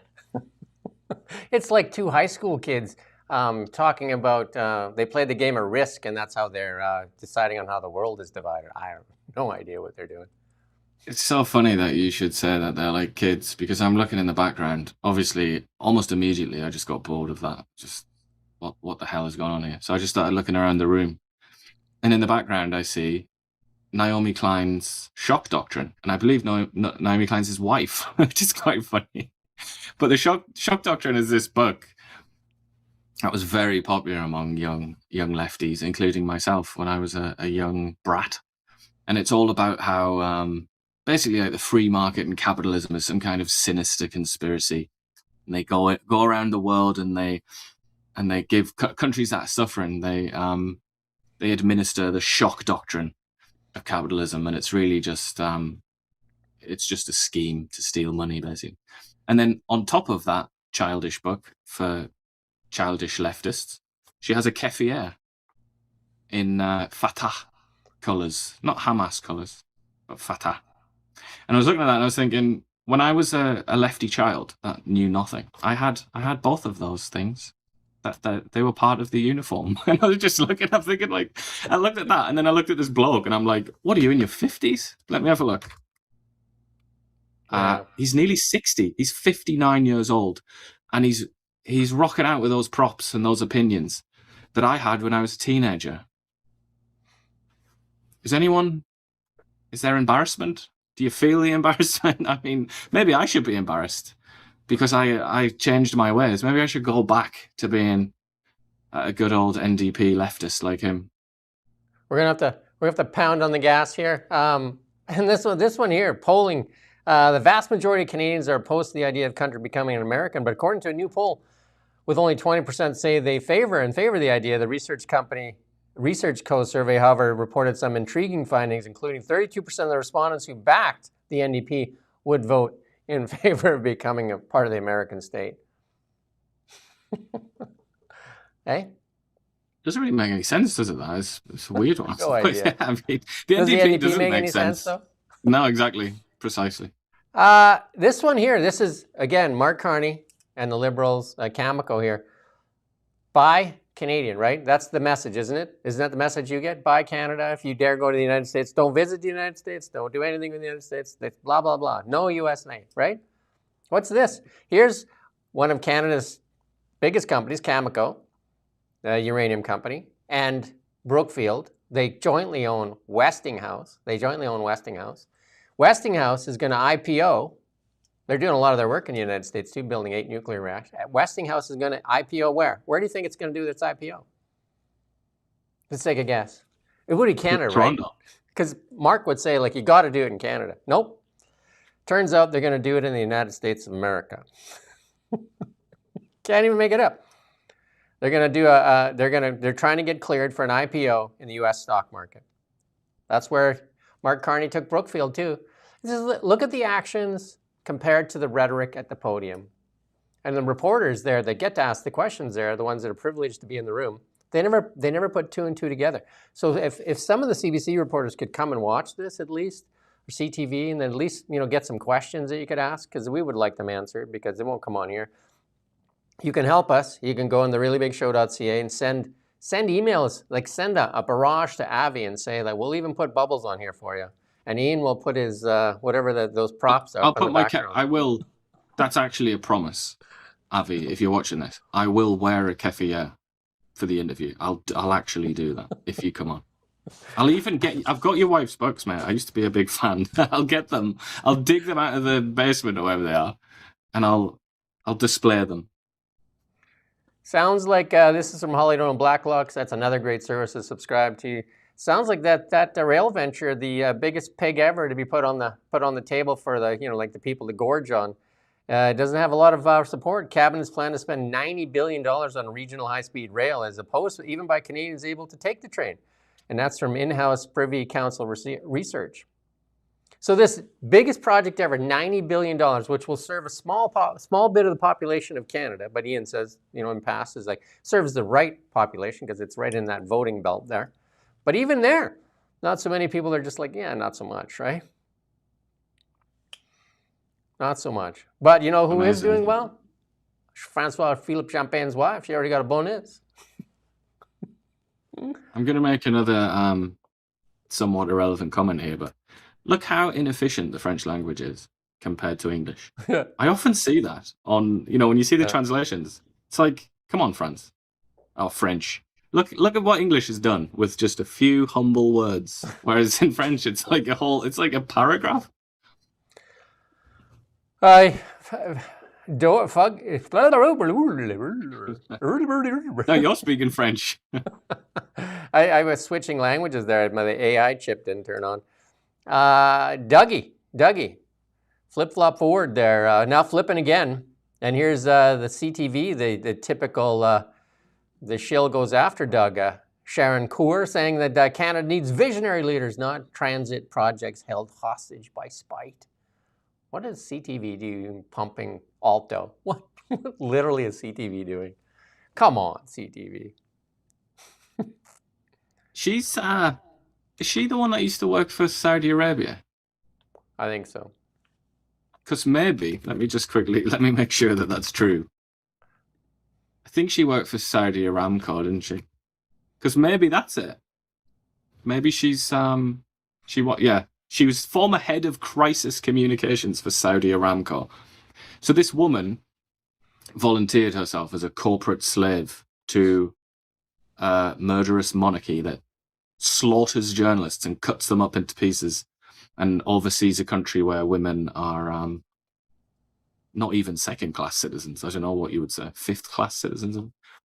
But anyway, maybe when she was in Saudi Arabia, she learned all about these glorious visionary projects that they have in Saudi Arabia, and now she wants a little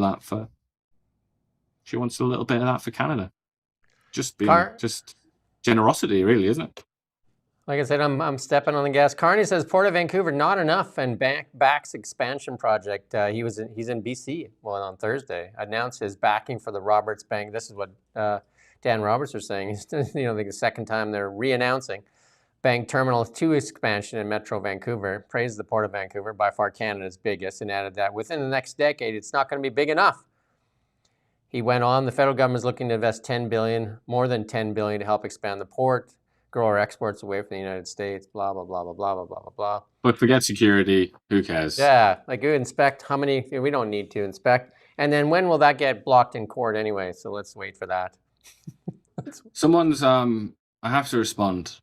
We've got a new viewer here who says there's no need to hate the French language. As our viewers will know, I don't dislike Quebec and I don't dislike the French language. It's very much the opposite. I adore the French language, dear, but I just think it's very amusing how inefficient it is. It's one of the quirks and charms of French. I'm not a hater. I'm a big fan of Paris. Been there a couple times. Big fan. Love Paris. And we Marseille. We talked about it the other day, Arc de Triomphe, but we keep getting labelled. People hear one thing and they want to do stuff. That's okay. Just keep listening. Our friend Julie, who's busy with the zeros all the time, says that she has cut spending limits on the government-issued credit cards by a third as a precaution against fraud, says an internal audit. I mean, they've been spending like drunken sailors, right? The audit noted the total monthly credit available across open acquisition cards decreased approximately 29 million as of March 31st, 2025, approximately 19 million as of May 2026. How about Let's get it down to, Julie, we should get it down to what for expense accounts? Julie? That studies show that the Zero. industrial carbon Zero would be price good, Julie. That's zero. till Canadians have food security. Zero. That's the number we want, Julie. Zero. But look at what you're getting. Look what you're getting. Old age security payments getting a boost, maximum of $743 to $752. How much is that? How much is that? And $817 to $827 a week. Like, that's huge, right? Just imagine what you could buy with that extra $9, eh? Just think about it. Yeah, what could you get? You get a couple of carrots, probably. $10, you know what I mean? From the max to the mins or whatever. Wow. And then, you know, Canada always talks about free healthcare, and then I guess the Fraser Institute put out a piece and said that free healthcare, obviously, is paid for with tax dollars, amounts to $21,000 a year, which is about the same as what the Americans pay for. I think they pay less, actually, if you put up the next slide there, Nick.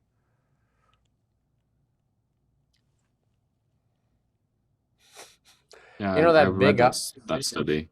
Big uproar about, we'll do more on that next week. We're just got a lot of time right now. But a big uproar about that cartoon where that guy did, I think his name is Theo, did that cartoon of Pierre Poilievre giving everything away to Donald Trump. This is probably one of the better ones I've seen in a while. Did a good job with that one. Good work, Malcolm, there at the Edmonton Journal. I used to work for the Edmonton Journal. I was a district assistant there or something. And then logistics. What's that? You worked in logistics. Yeah, I worked in logistics and distribution. I was a paper boy while I was going to college.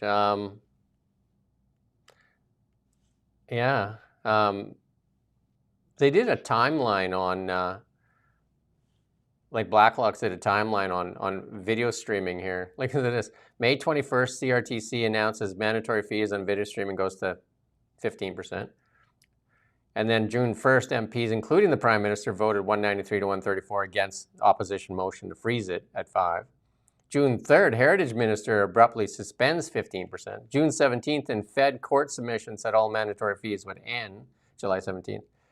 And then July 29th, Mark Carney, that was a couple days ago, he said, I made that decision 2 months ago. The math doesn't add, though, does it? Again, I'm sure he was wearing a cowboy hat. Cowboy hat. Exactly.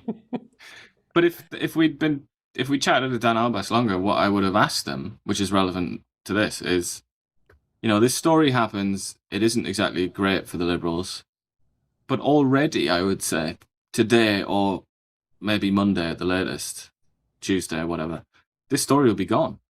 Yeah. This story here that we're looking at is gone. So what actually happens? You know, like, these are pretty major moments, like the Michael Maher thing. I mean, I know I've gone on about that a lot, but the Michael Maher thing was an utter disgrace. And it just vanished. It vanished. It's only people like us that keep talking about it.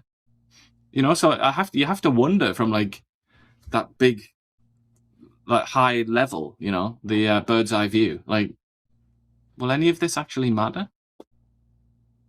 We're going to kind of speed through some of the stuff here. This one here, this is somebody put this clip on. May not be good at my job, but hey, I own the media. If you put that next slide up there, to be clear. Well, that's a little bit relevant, isn't it? That's germane to what we were just discussing. Just fell right in there. And this Sam Cooper, Canadian security agencies cleared China-linked NATO suspect vetting despite court-finding fraud. We talked about that yesterday. We just don't have time for Sam right now, but Sam, well, maybe we'll do this. Maybe we'll get Sam back on. Now we're going to skip that story. But here's some news. Court revives Trudeau probe, and this is from Blacklock's. The Supreme Court, in a 9-0 decision, reopened an ethics probe into Prime Minister Trudeau's dealings with a federal contractor, the We Charity. Judges struck a federal law shielding the Federal Ethics Commission from a legal challenge of the handling of this case. See, I said, accountability will show up at some point.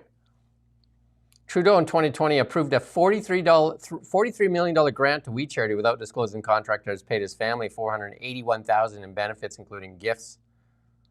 And there was that check that they wrote too that was to a different company, and then they said, well, it was just a misunderstanding. It stunk. It stunk so bad. So it's opened again. So that's great. Will we get accountability? Let's push for it though, right? Jason Kenney, who I've asked to come on the show, Jason Kenney, he's putting out a thing for Jagmeet Singh being put up for that big job. Is this April Fool's Day joke? Canadians will be fools if he gets that joke. Or gets that August job. Fool's Day. And then I guess there's just people just the left is just crazy because like there's a city councilor that wants to do an audit on FIFA, and the other councilors outraged that anybody would this is where they pull out that thing that's anti-patriotic. Shut up, right? This is from the Toronto Sun. Freedom Convoy didn't endanger democracy. Trudeau did. Really? You mean like the parking violations and the noise violations weren't a threat to democracy? Who would have thought?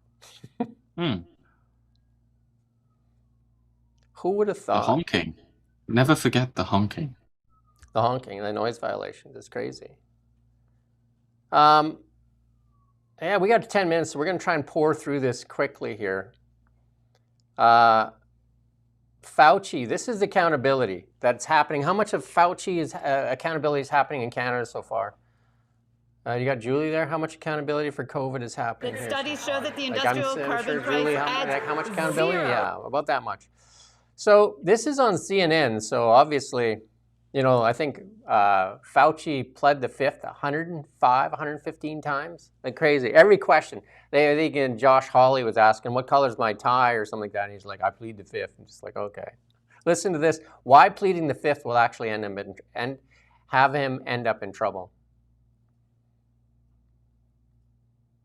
112 times to invoke the Fifth Amendment. I mean, you can't even string all that together. That obviously, it sends a message. Will that strategy work? Because he says, well, I had to do that because, they're looking for perjury traps. Or does that just make it worse, and is he in real trouble? I think it makes it worse. It's even a curious way in which you wonder what his legal advice was, why they decided to do that. Yeah. Because he does not face criminal jeopardy for the pardon in all likelihood. He's pardoned for all actions before January 2025. But that also means that you're forced to testify. That's how prosecutors use immunity or pardons, and they say now you're forced to testify because you don't have any criminal liability. I get the idea. So I mean, the fifth doesn't work if once you have a pardon, and most people know that. And then the other thing is his answer is like, well, I wouldn't want to, I'll perjure myself. Well, no, you're supposed to tell the truth. How would you perjure yourself if you tell the truth? Perjury is lying. Right? Do you know what I mean? It's basically, well, I'll get caught in a perjury trap. I mean, lying? Stop lying. Seems pretty simple. No? It's lying, specifically, it's lying under oath, isn't it? Which is the sort of thing I think some of our viewers might like to see apply at committee hearings. That would be quite good. Exactly. But there needs to be some teeth, right? And here's Ron DeSantis. Remember when he did this? The uproar from the left. Listen to this.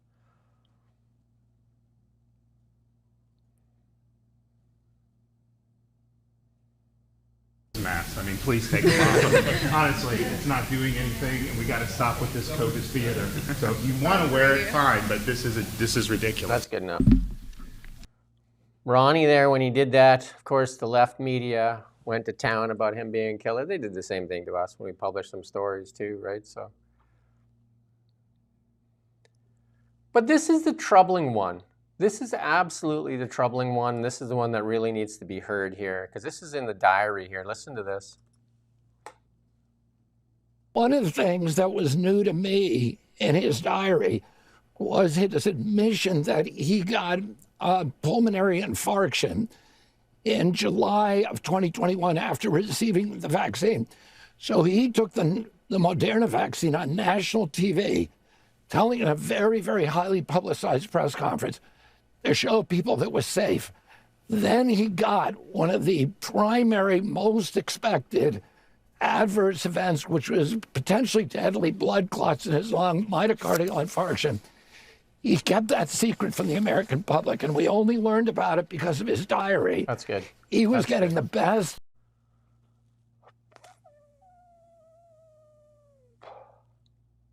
And we're going to skip a couple of stories because just in the interest of time here, but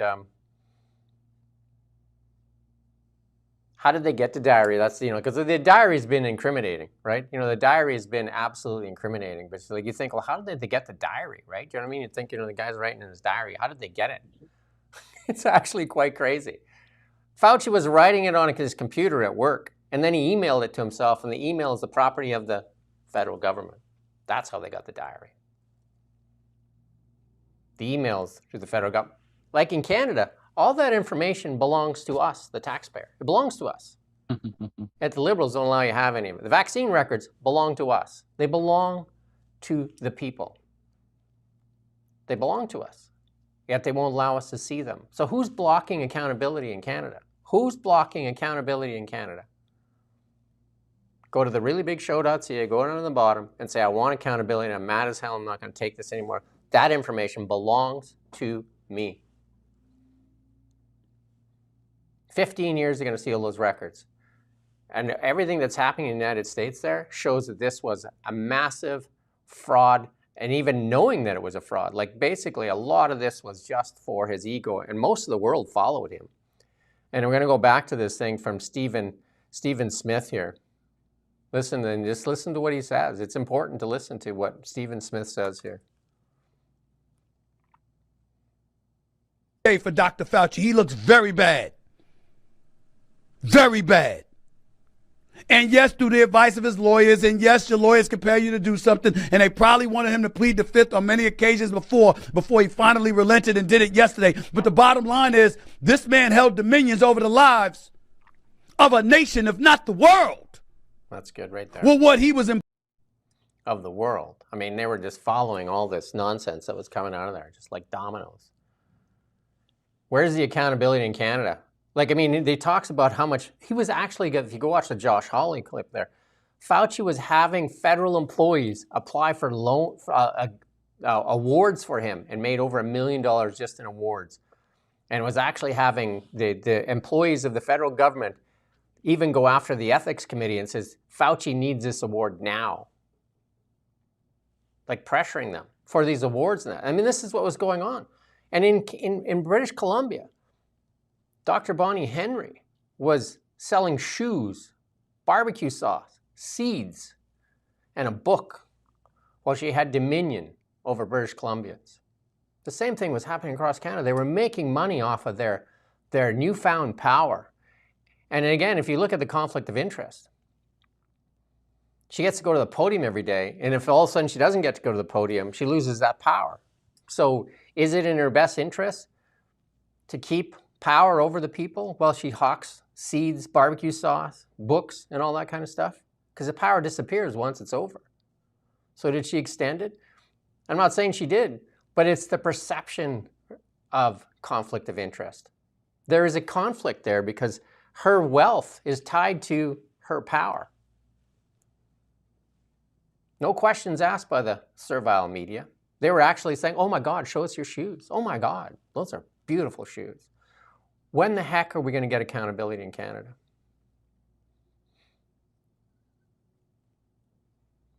You want to hear some weird stuff just before Jasmine Lane joins us? Look at this. In Peel, none other than Peel, they're stealing the copper wire. They're cutting down poles and stealing the copper out of the lines. You go to the next slide, this RMC one here. No, next. This one here. There you go. Like they're stealing, we're going to play the clip, but it's too, like we don't got enough time, but they're stealing copper out of the lines. When people are trying to make calls and all that kind of stuff, like literally putting the community at risk. This is what happens when you have wide open immigration and not enough money and the economy is not healthy enough, and they're just stealing stuff. They're literally cutting down the power poles. Stealing the copper. This happens in South Africa as one of the world hotspots for this kind of thing. And here again, in the Food Professor, they're now having in grocery stores in Canada, like basically meat monitors, because meat is a luxury item in Canada. People are stealing it. Yeah. This is Canada. Not making it up.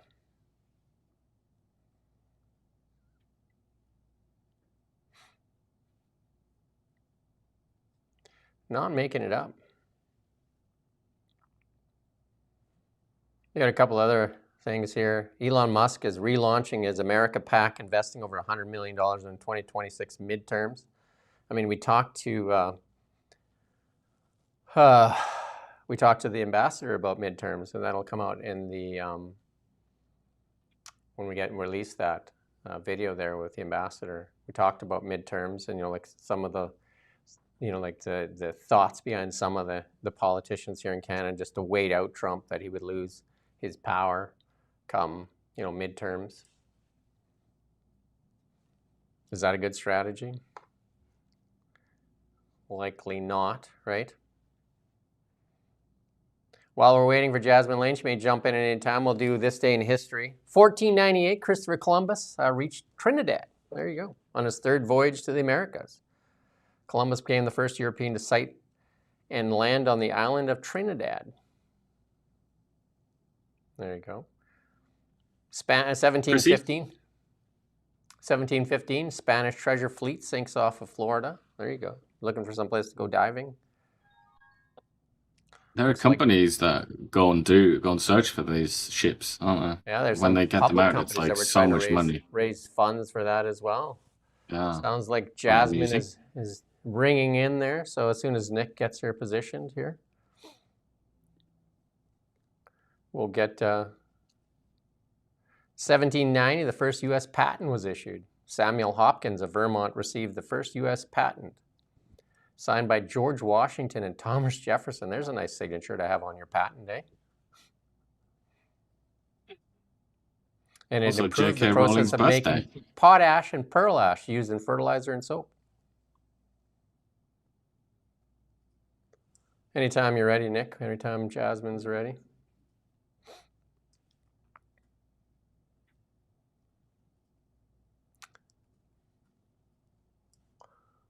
There's lots of space-related stuff on this, isn't there? Hi, Jasmine. Thanks for joining us. My head is huge. What the heck? We're gonna make it. We'll make it smaller as we move things around. Well, you're much bigger than us, so there you go. Prepping me for a roast. No, hardly. Thank you for coming on again. And Nick's gonna center you a bit too. I think we'll move you around a bit there. You always got that nicer bronzed skin compared to us, right? The light, I isn't it? actually kind of hate it. It's too warm, but I'm in here with the lights on for so many hours every day. It drives me nuts. If I have the lighting tone differently, I feel like I start going crazy. Nick, does Jasmine need to move over, or is it? There you go. He's got it. There you go. Thank you for joining us, and thank you for helping us get that interview. We had that interview yesterday with the ambassador, so that's great. So we're going to probably release that next week. We had some good questions I don't think people have asked yet, so I think it'll be good. I have a question for you guys first on that, because last time I said, I think he's a really good ambassador. What was your takeaway? I think the interview went extremely well, and I think it'll be good for Canadians to hear his message. And I think that the message in there is a great message for Canada. I think it's a good message. And I think one of the messages was that they want a strong Canada and they want a good neighborhood. I think Canadians need to hear that message. I agree. Because he's a nice man, I would say. But he's a very amiable, friendly man, which is quite, talking to him off air as well. It's quite sad that he has this reputation for being like an irascible sort of, a bad guy, bad dude, because he is very, very friendly. Yeah. That's one thing I'm grateful to know him in the way that I do and to have like a very good diplomatic relationship with him. And I feel the same way. It breaks my heart every time when you see some of the headlines that go out or some of the vilification he gets. And it's like, man, Canada, this is not healthy. I think it'll be well worth people's time. I mean, your interviews with him are great as well. And I think it'll be good for people to hear it. Why I reached out to you is like this recent like vilification of people like yourself and anybody that speaks out against the liberals right now or anything, and all of a sudden you're this treasonist, I don't know, whatever words they use, anti-American. We get it too, where they just like, why don't you two move? Anti-Canadian. What's that? Anti-Canadian. You said anti-American. Move to the United States. The United States will be happy, and we'll be happier too. I'm just these people that self-describe as and they put a little Canadian flag in their icon or whatever, and that gives them the ability to deport people like myself and yourself, and that, and just decide the deciders of who gets to stay and who has to leave. Yeah, it's again, I fear at this point the anti-Americanism and just all the various notions and sentiments, like none of them are productive. And I fear what that does long term, because to have a group of people, and there certainly are very legitimate grievances that individuals have, of course, I'm not negating that, but I fear what it means for us long term. We've been a nation since 2015 when Justin Trudeau declared that we have no national identity. And clearly that is starting to show its impacts. And I just don't really know how you come out of that on the other side. I don't, because it's not as though it disappears the second there's an election. Like, it's so much deeper than that. Canada has long defined itself by what we're not, and what we're not is American. And we do that even in policy, where people are so much less inclined to support good policy if it happens to be the same one that Donald Trump is imposing, or that the Republicans are supporting. Then they don't want to do it. And it's not because it's bad, it's because they don't want to be associated with them. Everything about it just seems really devastating for our own country. And I think in general for myself, I'm quite tired of people who hate Donald Trump more than they love Canada. And I'm okay with volunteering as tribute on that mission, because I know how important the relationship is with America, no matter who the president is.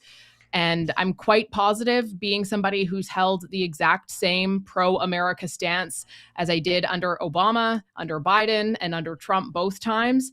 If I'm officially far right as a result for being consistent, I'm pretty sure that's not going to hold up very well long term compared to how much the other side has dramatically changed. And I mean, I'd like to say they only have power over you if you allow them to have power over you. Because, like, they've had this, I think our whole theme of the show was, they've been wrong almost about everything. Immigration, COVID, do you know what I mean? Basically all these anti-energy policies, they've been wrong about everything. Vilifying people that dared speak out about immigration in the past, calling you racist. Now if you speak out pro-American, or just like pro-economy, really. Pro-American right now is pro-economy, right? Do you know what I mean? That's what it is. It's not pro-American because, you love the flag. It's like Canada needs to be a part of the American economy, the largest economy in the world, the largest consumer in the world. And their words are just meant to minimize and marginalize what people have to say.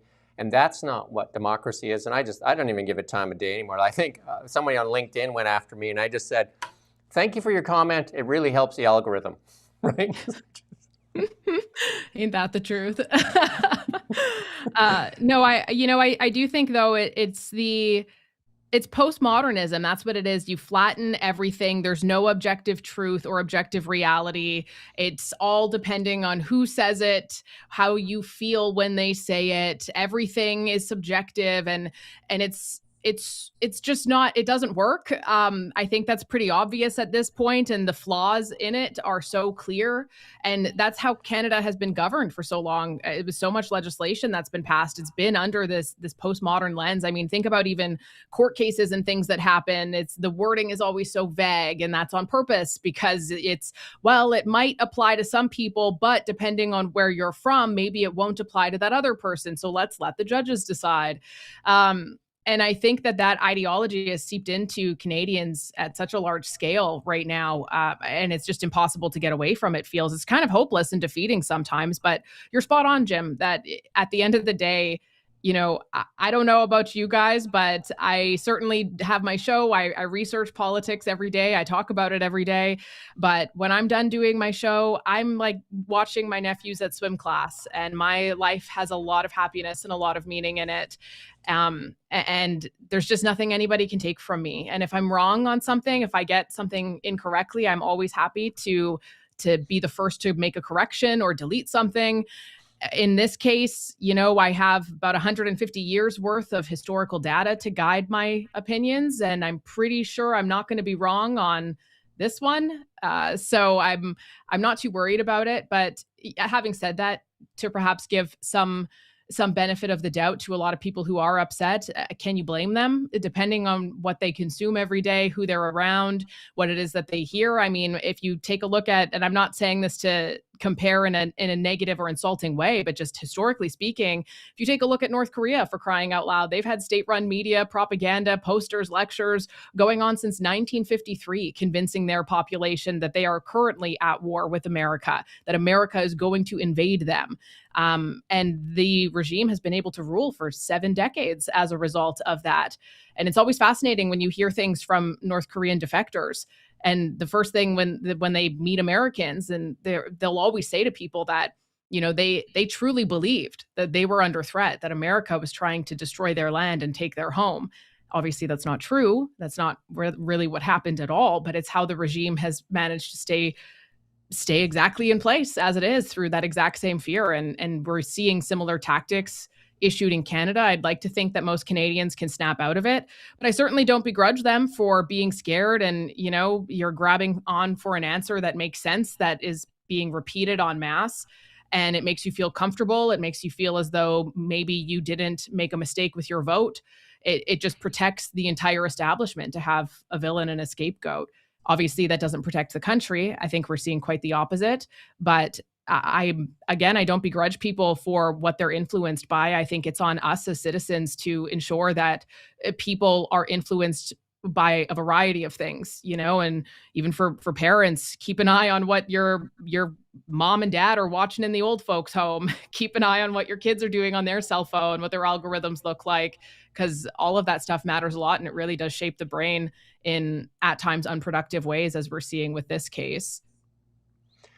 Most of the stuff from the policy of the last 11 years, and even right now, the stuff coming out of the Liberals and that is built on a foundation of sand. Most of it, if you poke through it, like the action, what at the podium versus the actions, we shared some of it today.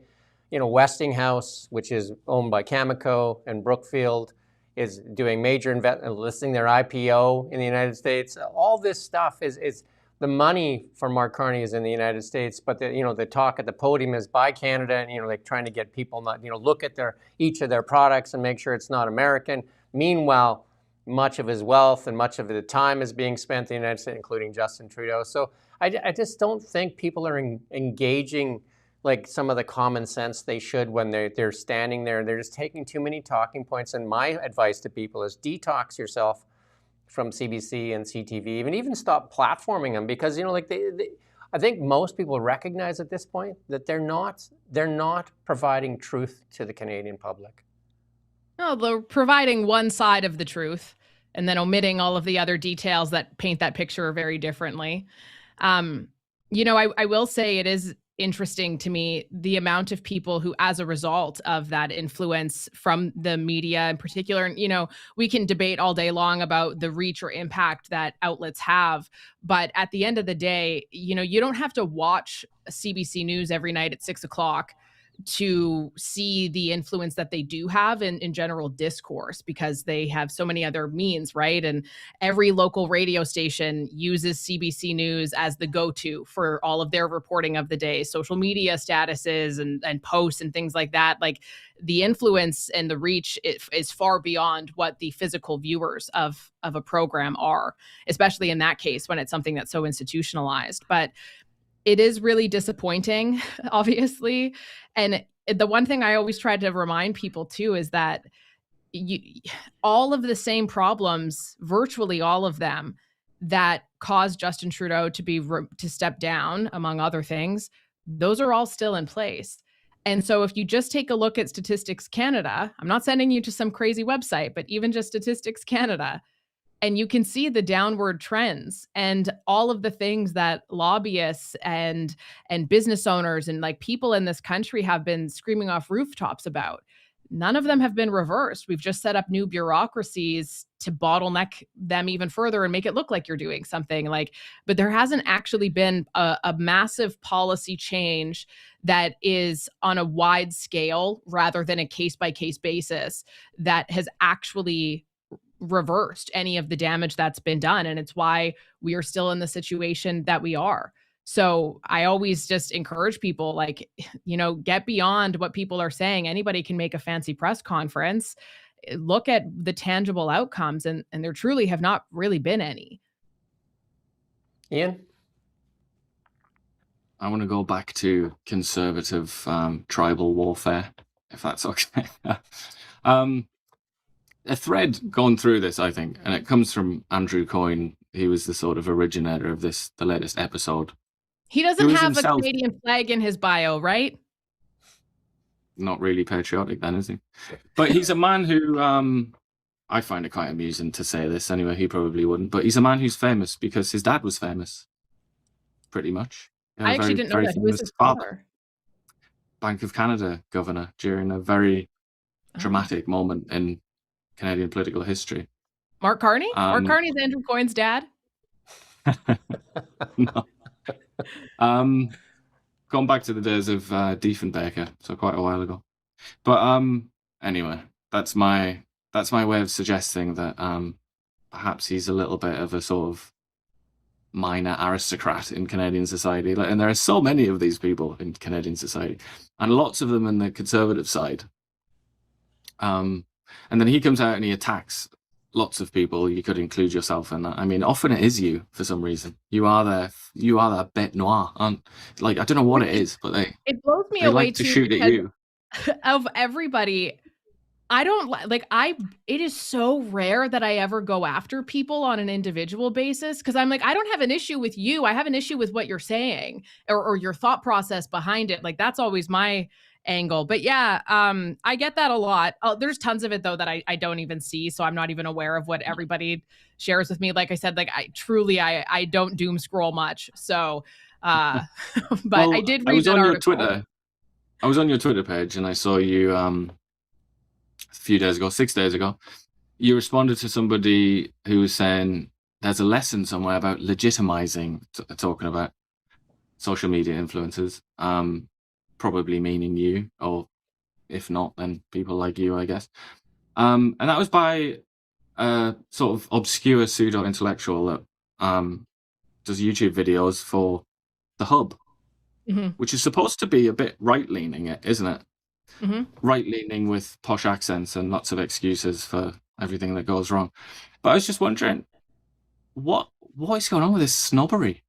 I mean, obviously, I'm not born and raised in this land. I'm used to very familiar with English snobbery, but it's interesting to see it in Canada, and it seems to be more evident, more sort of gratuitous on the right, and it's definitely linked to the sort of habitual failure of the right. It must be this endless fighting and the snobbery and looking down on people, and you're not legit. Use it like legitimizing, literally using the language of the left, using the left-wing concepts to attack people sort of ostensibly on their own side. Please diagnose what is going on with this snobbery. So what do we got here? Like 2 hours left or something to get into this? There's a lot of things to deconstruct with that. I think and I'm not saying this in the slightest to be prideful or egotistical. I understand, and I obviously am familiar with the labels that people have put on me. But quite honestly, when I started doing all of this, I was trying not to end my life at the time. And I was doing this to try to remember how to have conversations with people and to try to rebuild my confidence. And I worked as a broadcaster. And obviously when your boss says, hey, Jasmine, if you don't start being fun again, we're going to have to fire you. You say, well, shoot, that's going to be really bad for my mental health if that happens. So let's figure this out. And so I started a YouTube out of nowhere, and I didn't advertise it. I didn't promote anything. I just talked about things that actually sparked something in me, and that happened to be politics. So, I would never call myself an influencer. I would never even really call myself a journalist, though I guess that would probably be the most relevant term given what I do for a living. But I think if I'm trying to be petty, my petty school of thought would be it's largely jealousy based. There are people who have been doing this far longer than individuals like myself, and they have not seen the following, if that's what they're chasing, go up. They haven't seen the notoriety, if that's what they're chasing, go up, or money, if that's what they're chasing. Like all of those things just haven't really happened yet. And so I think it would be natural almost to assume that there must be something funny about who it is that did almost seemingly come out of nowhere and rise to the occasion in a way that you've been trying to do. Working in media myself, my best piece of advice there would be don't complain, just outwork everybody that you want to be better than, and you'll probably get there. So I would say there's that. I also think too, you mentioned previous when you were referring to Andrew Coyne of this kind of aristocratic version of people in Ottawa. And I do think there's a lot of that exists. A lot of people who have been doing this and they're kind of used to being the ones who towed the line and are seeing themselves with the change of media kind of be not as important as perhaps they held themselves to. And so naturally, you're going to be angry about that, right? And you want to legitimize yourself. The best way to do that is to try to discredit and delegitimize the people who you are competing against in your head. I don't view people like that myself. I really don't. I never have. I never anticipated any of this in the slightest. It blows my mind every day. But I also think that there is a level to it that if you get too clouded by your pride and your ego in the matter, you actually are hurting the movement if the movement is what is most important to you. Because ultimately, people like myself and others, and you don't have to like all of us, that's okay. You can think some people are harmful, some people are not. You can think some are irrelevant. But ultimately, the thing that I think is quite different is you had this bubble of people who were influential in their own right, perhaps had access in ways that the general public wouldn't have had. And they were all in this little bubble pocketed area, right? So they're seeing politics from the influence there, whereas the individuals on my side of things, and I would honestly lump you guys in on that too, just based on your location, but we're not inside the bubble. I live in Manitoba, which shocks people. And there's others of us who live in random little pockets of Saskatchewan, Nova Scotia, places in Ontario that don't decide the election 100%. And so I do think it's actually really important to pay attention to why it was that some people had a bit of a rise in comparison to others, right? Like obviously our lived experience, our regions is an area where people are feeling heard. And that's why it's important I think that's just why it's really important to kind of get out of the bubble and see the rest of the country. Like the conservative movement is not, or it should not be decided in Ottawa with a bunch of people who stand to financially gain from the Conservatives winning or losing an election. That seems really silly to me. And I think, it's in democratic nations, the people are the most important thing. And you should pay as much attention to them as humanly possible, not to the advisors and strategists who have given you terrible advice over the last several years. So I think that it's almost like a weeding out of that. We're mowing the grass and exposing a lot of the snakes along the way. And there certainly are a lot of bad faith actors who have something to gain one way or the other. And unfortunately, myself, I know I speak for many others as well. Like we don't really have much to gain from it at all. I mean, if let's say the Conservative Party wins or loses, what I do for a living doesn't change. Like there's nothing that's going to change dramatically as a result of that. It'll just be different news to cover, right? So I think that almost kind of makes some people a difficult enemy because you can't really control them. And they have the freedom to do and say whatever it is that they feel like. And yes, they should do so carefully because they do have audiences and they do influence public opinion. But, in the same way, though, that the same people from Ottawa who have been calling the shots forever, it's the establishment versus the people, as far as I'm concerned. And if you're a part of the establishment or you believe in the establishment, of course, you're going to hate the people because they pose a serious threat to the power that you have. It's also that when you were talking about jealousy, it's also that classic phenomenon. I don't know if you've ever been around budding, like would-be writers or filmmakers or something like that, and you sit down and, I mean, it's not all of them, but often enough you have a conversation with them, they're not published or whatever, it hasn't worked out very well, and you just sit there and you're talking about like Ernest Hemingway, Charles Dickens, whatever it is, or even like J.K. Rowling, I want to ask you a question about next, and then they're just like, derivative, garbage. Yeah. She can't even write a nice sentence. It's kind of like, it's a what the kids call cope, isn't it? It's a way to cope with it. It's like, I feel like a lot of these people, including that one that I was referring to there, I feel like they probably look at you and they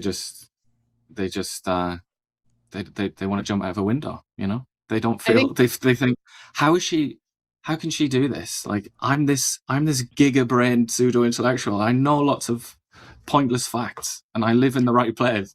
And then you have an audience that is 10 or 20 times greater than theirs. I think it's kind of, it's like that bitter failed author or something like that. But anyway, enough of those people. Let's move on to J.K. Rowling. Somebody successful that people hate. But earlier this week, she was attacked by a government-funded activist group called eGill Canada. I think that's their name. You get an enormous amount of money directly from our bank accounts, basically, given to them by the Liberal Party. Yeah. And it was amplified, that attack was amplified by CBC News, which we also paid for. And the attack, it was about trans stuff. I mean, I'm sure you've seen it and people can fill in the blanks. It's not particularly interesting. But it's about sort of Harry Potter, boycotting Harry Potter or something like that, and Tim Hortons trans stuff. But that is it in miniature. But I sort of zoom out and I look at it and I think that is a real sort of display of power, of like raw institutional power that the left possesses. That they can have these two, one would say two, someone could say two activist organizations, but at least one activist organization, eGill. I mean, I would argue that CBC is also, but they've got these two organizations, both at the least left-leaning, pushing a left-leaning talking point, and we're all paying for it. And many people don't even know that. And I was just looking at it, I was like, this is an astonishing example of the sheer power of the left, of the liberal left. And you could say in lots of countries, but in Canada, I mean, that is like flexing a gigantic bicep, isn't it? Mm-hmm. And having all these conversations about the right as it sort of like attacks itself and achieves nothing. I'm just wondering if you think, could the right, could the conservative movement, whatever it is, could it ever achieve that kind of dominance and supremacy that the left and the liberals have? I honestly don't know if I would even want us to. For the same reason, though, of kind of what we were talking about before, that it seems as though there's already people who are using what they do have not to the benefit of citizens and information, but for their own benefits. And I fear that amount of power being in the hands of anyone. But I would like to think at one point or another, we could snap our way out of whatever madness this is. I think that there is such a huge, huge cultural war right now. It's not even politics. It's so much deeper than that. And in Canada, you know, part of the reason, and we had somewhat discussed this a little bit earlier, but part of the reason why they have the power that they do is just because they're so ingrained in the lore of Canada. They're so ingrained in our institutions, like the liberalism as a whole. I mean, not so much what it used to be and more so what it's conformed into in recent years, but it is so present in law. It is so present in literally everything. And, you know, the Liberal government over the last 100 years, they've been in power for over 60 of them. They've had a lot of time to get their fingers into a lot of things. And that makes it really hard to compete with. But I said this at the Conservative Convention when I spoke there. I've said it at other public speaking engagements. I am a firm believer of the power of people. And that's why I do all of this. It's because I really believe in democracy. And I think that so many of us citizens have failed to participate in it. And it really hasn't been until recent years when the economy was getting extra bad, you were getting extra frustrated that citizens really started participating in democracy again. And I think that the failure to be too comfortable and to kind of forget what you have to fight for, because it doesn't come easy, and there are bad actors who will try to take it from you in various ways. I think that failure is showing, the outcome of exactly kind of what we're dealing with right now, where we have such a big hill to climb in many ways. But I know that we can climb it so long as we get ourselves together and kind of figure out what the heck it is that we're doing and stop coming at each other. And, all of the other issues that people have, especially within the conservative movement, let's hash all of those out after we win. We don't need to hash those out right now. So I think it's like the typical thing, and it's so cliche, but like, united we stand.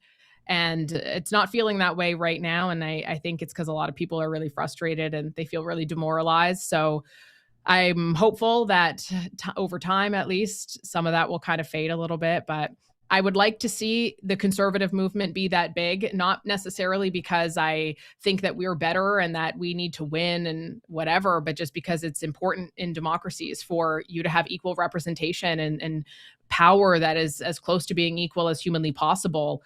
Otherwise, you don't have democracy anymore. And I mean, I would argue as well, I don't even actually think Canada, the last time I checked, wasn't actually even in the category for a true, real democracy. We were like 2 steps back, where it's mostly a democracy. I forget what the terminology is for it. But I think that we're losing our grip on that. And it's the onus is on us. It is, as citizens, for not driving that and not caring enough, because things were okay and we were okay with it being okay. And hopefully this is a moment we learn from and we never let it happen again. I think that term is anocracy. If I remember my there's like 7 different labels that gets confusing. Yeah. But your answer there reminded me actually quite a bit of I can't remember her name now. I've forgotten her name. Melissa Lantsman. How dare I forget the name of Melissa Lantsman? When we interviewed her, she had a similar response, because I sort of asked her about the Liberals, and I was kind of saying, I think it was at the time when they'd obtained their majority through shadowy means. I can't remember if it was that, but I was just kind of saying, do you never just look at them and think like, wow, like they know what they're doing. They know how to take and hold power. Like, they are ruthless and they're very efficient at doing that. And her response was kind of, if the Conservatives started doing that kind of thing, I'd just leave. I wouldn't even bother anymore, because it wouldn't be for me. But I do wonder, I mean, it's an open question, really. It's quite an impossible to answer question, but I do wonder if the Conservatives can ever realistically hope to rule if they don't have that kind of ruthlessness. It really does seem to be necessary. But a more sort of, definite question that I wanted to ask you is, do you think to some extent these attacks on the likes of yourself and the influencers and so on, is that a way for people who don't like Pierre Poilievre to try and sink Pierre Poilievre without using his name? Because Poilievre is definitely associated, isn't he, with the influencers, whatever that means. Is it a way to try and get him in an underhand way? Absolutely it is. Absolutely it is. Well, it's like, my goodness, you don't have enough. You always notice this pattern, hey, where Pierre Poilievre, okay, the media is talking about him for eternity, and then they don't really have much to talk about him about anymore. So then all of a sudden, oh, well, but those people on the internet that support him, oh my gosh, look at these idiots. It's like, it's just always something. It's so pathetic. I see right through it. And I think that's why it just hardly phases me. That gentleman from the Hub who I had a good back and forth with, even with him, I thought it was so laughable. And with all due respect to him, I fully anticipate on grabbing a coffee with him the next time I'm in Toronto.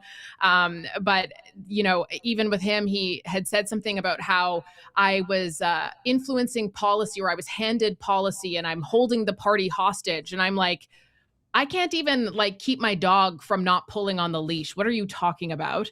I've been trying to train that girl for a long time and it hasn't paid off yet. So I don't think I'm holding anybody hostage here. But I had asked him to prove it. That's the one thing I always say, prove it. You think I'm paid? Prove it. If I'm paid by the party, that's going to be public record, as it was with the Liberals when they were paying influencers in 2020 to 2022, I think is when that program wrapped up. And there's been others in the time frame too. Like that would be public record if I'm paid by the party.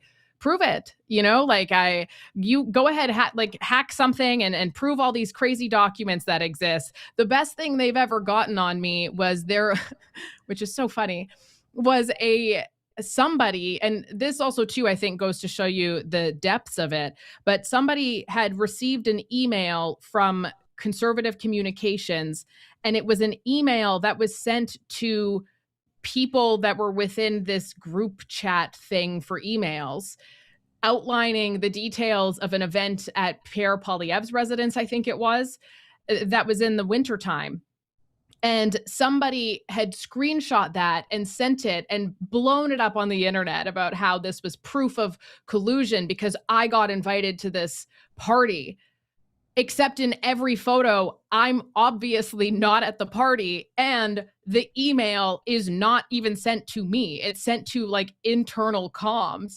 And so it's like, wow, that's some pretty bad proof there. All righty then. And, you know, there's been other moments as well where this one also kind of made me laugh, but there was people at the UFC event. I had interviewed Pierre Poilievre earlier that day, and then I had no intentions on going to UFC until one of my friends, their son couldn't come. So they offered me the ticket. And so I ended up showing up, didn't think I'd see Pierre. I knew he was going there.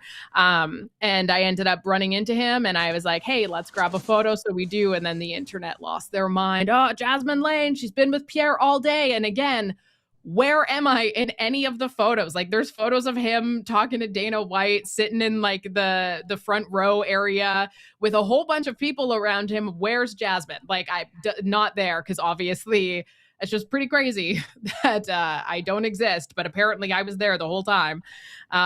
So, you know, there's so many things that are just ridiculous, and it's always used to smear the party as a whole. And I think in general, it's like, you know, how weak and how desperate are you for real? And how dangerous is that as well for you to attack private citizens? Why? Because they have more followers than you? What is this? Like, grow up. Like, we are taxpayers.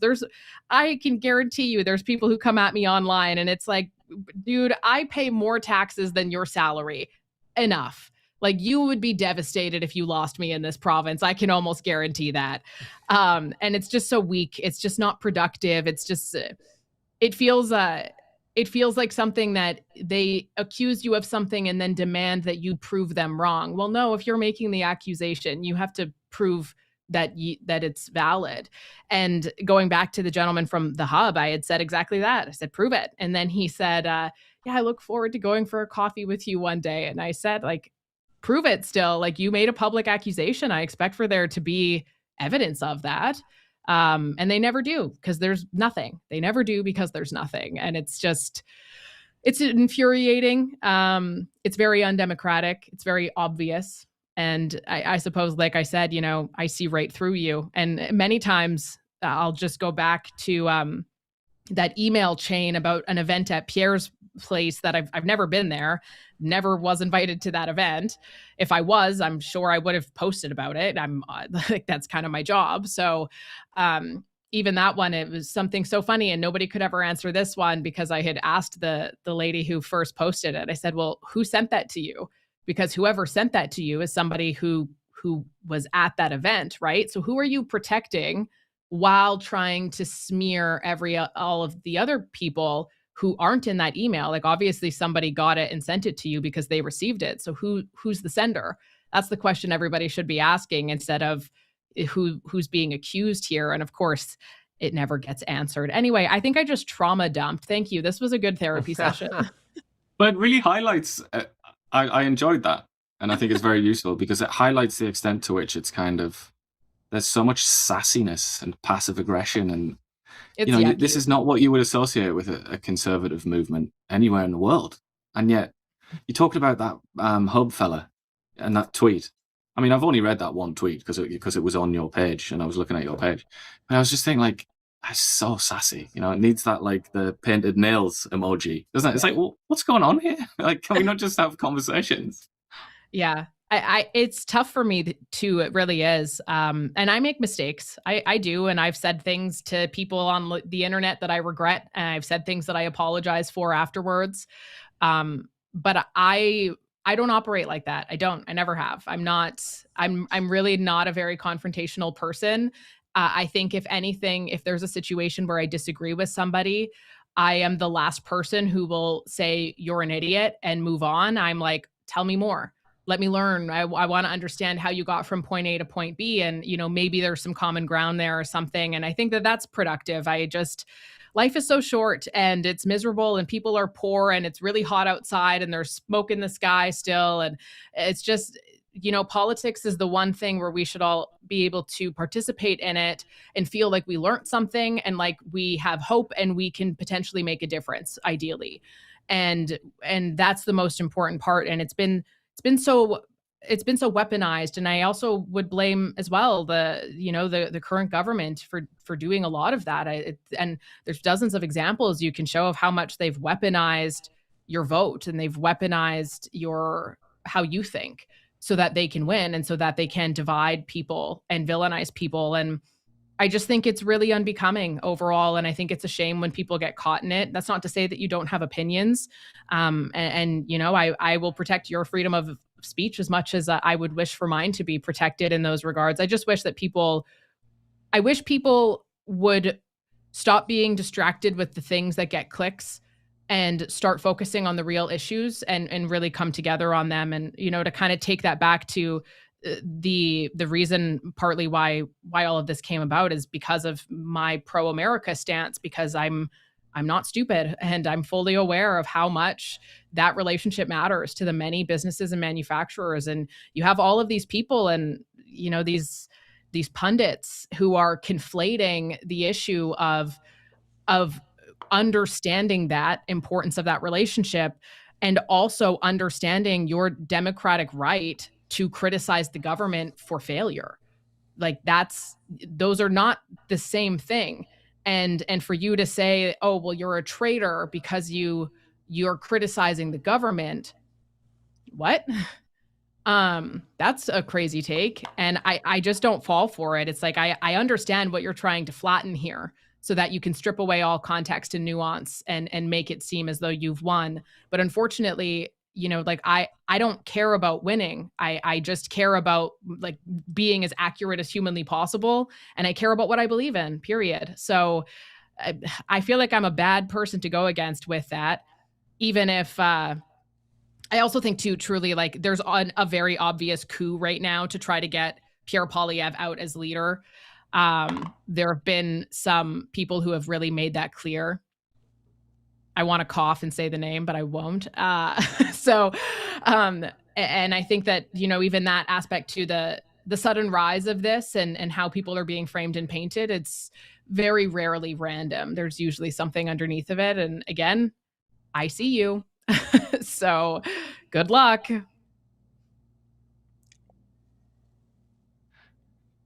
Jim? Accountability and transparency, I guess, is the big one. And the media seems to be more focused on attacking Pierre Poilievre and the Conservatives than they are in the government. Because our job in media is to attack power, critique power, right? And I think most of them have forgotten that mission, right? Not to protect power. That's not the job of media. Media's job is to critique. And if the Conservatives won tomorrow, Ian and I would be critiquing the Conservatives, because what's the point of critiquing Avi Lewis unless we're doing a joke? Do you know what I mean? Like, Avi Lewis has no power. Elizabeth May has no power. And then the same can be said for the Conservatives. They're not to blame for where we're at. They're the liberal policies of the last 11 years, obviously, and the NDP, because they supported the Liberals of the last 11 years.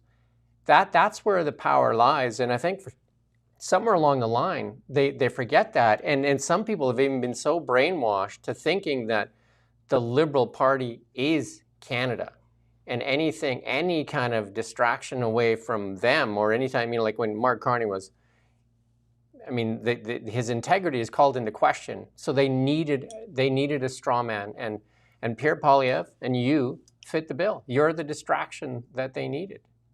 Mm-hmm. I'd always, my favorite comments of all time that I will see sometimes is people who will say, I like her opinions, but I just had to stop watching because she never says anything bad about the conservatives. And I'm like, well, first and foremost, I have many times when I've disagreed with certain things. Secondly, though, who's our government and who's been our government for the last 10 years? Is it the Liberals? Oh, okay. That makes sense. Got it. So it is really silly. It's very tribalistic, I would say. Though I also think a lot of it is like people are actually really hurting right now. And they don't get answers, clarity, or improvement from the government, but they do get a scapegoat that makes them feel good and virtuous by attacking the opposition and anybody who supports the opposition.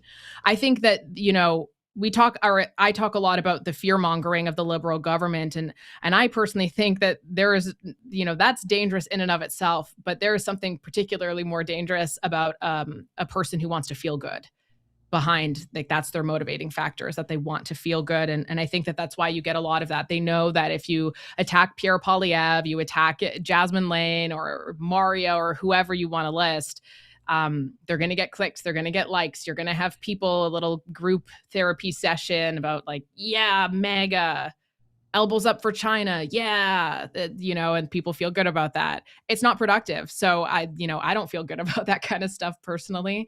It is also a total disgrace though, what the media has become in that regard. And, we can talk all day long about CBC News and how some of the pundits on their shows are. And to be frank, I don't actually really have much of a problem with people being biased. I wish that they had a little bit more variety, perhaps. I wish that they tried harder to find genuine guests that have the other view, because, you keep in mind a lot of these conservative pundits on these shows, sure, they maybe worked for Harper, but they currently work as a lobbyist. And who are they lobbying? The Liberal government. So I would hold CBC to a much higher standard, though. CTV is a private corporation, and they can be as biased as they want to be, because that's private money, although they take some government money. But CBC is taxpayer money, so they need to be the voice of Canada. And they are not the voice of Canada. They are not a balanced show. Ian and I do it all the time when we point out 10 million Canadians face food insecurity. So we pull up their website, sure enough, not there. It's not like they don't know the story is there, right? They'll have a bunch of TDS stories to distract from it. But CBC should be held to a very high standard, because they take your money, my money, Ian's money, and everybody's money, and so they should be in like a voice of representation. And right now, the voice of representation is almost split, right? It's almost 50% conservatives and liberal. You know what I mean? Like it's a fairly even split. But if you look at even when they do their panels, they have one token conservative on a panel of 4, and like Kate's very good, and Lisa Raitt's very good, but it's very much slanted to one side, right? And it's very protective, and that's not the function of the CBC. That is not their function. They are supposed to be unbiased. They are the voice of Canada, because that's what they get paid for. $1.6 billion to be an absolute, in our opinion, an absolute failure in that mission. It's what happens, though, when you get very complacent. And the thing about it that's kind of funny is, CBC and many other stations as well have been cutting jobs like nobody's business.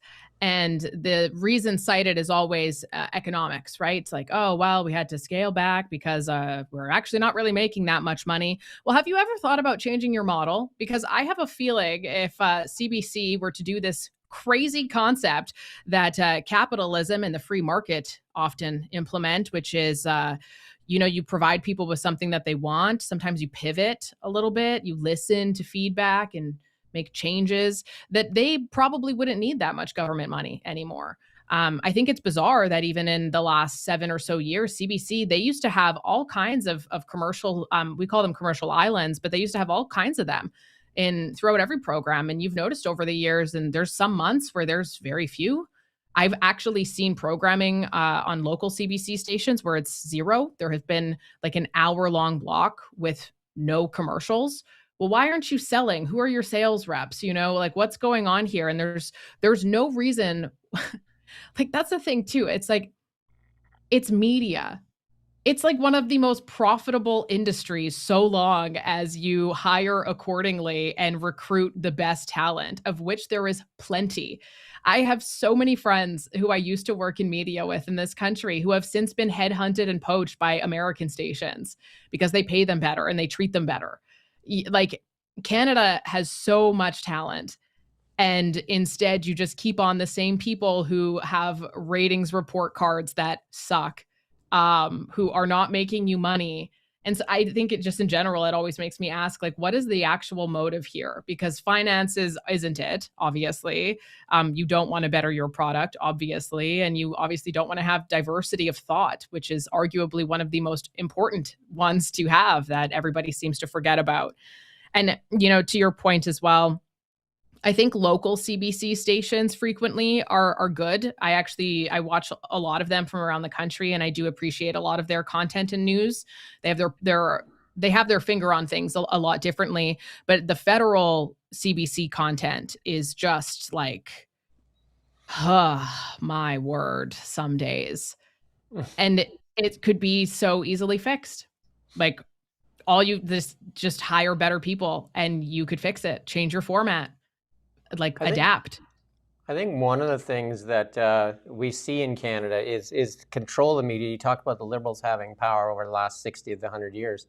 They've done a really good job of controlling the message, and that includes controlling the media, because the national voices are all under the thumb, and Global is basically bankrupt, and at the begging bowl. CTV the same, you know what I mean? Like, and CP is the one that you're looking for. Canadian Press, which almost we used to be too, subscribes to CP, and those stories go on websites all across Canada because people are CP subscribers, right? So those stories, and we were, like I said, I think subscribed for over 10 years, and we stopped a couple of years ago. But it's controlling the message. You're the threat. We're the threat to that message, right? Because independent voices and what they say to us sometimes. The problem with you and Ian you guys are unpredictable. Like we could come on there and you're going to ask a question that is not predictable, because we're going to ask questions that we actually think of. We're not going to ask the question that came from, somebody in our earpiece saying, ask this question, right? And it's just a narrative. And we got to ask a question of Mark Carney when he was here. We had to sneak there because it wouldn't tell us where they were. We got there. We had 2 questions that we were going to ask. And, we weren't allowed a follow-up, right? And it's the control of the message is what is really big in Canada. And when you look in the United States, it's completely different, right? It is it makes me really sad sometimes when I reflect, like even Trump, how frequently he has his Oval Office news scrums, how frequently he talks to press every opportunity he can. And part of that might just be his ego and stuff that he likes to do. But ultimately, I think it is so important to have that level of transparency, or at least a willingness to speak. It's not to say that he's giving people the answers to absolutely everything, but he's very open in a way that I wish politicians around the world were, because, almost the situation we find ourselves in here is that you have a government and these sneaky figures behind the scenes who you would never think of, but they actually have a lot of power and control and pull. You have all of these people who, like, you just have no way of contacting them. You have no way of figuring out what's going on. And they are so quiet. And what happens to a population when you are facing economic hardship, when you are struggling, when you are curious, confused, angry, scared, whatever it may be, which, for the record, a lot of those emotions, I would argue, have been election strategies.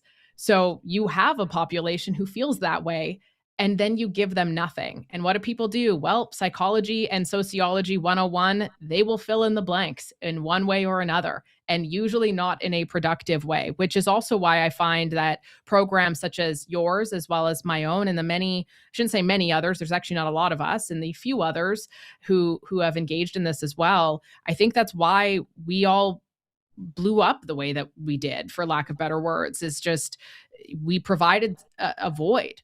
So, to everybody who's so upset about people like us existing, and the fact that our opinions and stories are going viral or are getting more clicks than theirs, you created this void because you pretended like it didn't matter, and it did a lot. And it really sucks to not have power and control in the same way that you did. But this is all because of you. So thank you, I guess. But also do better, I suppose. Ian and I have said that many times. The Liberals created us, right? Because what they did to us when they put their knee on our throat with Bill C-18, they literally created this show.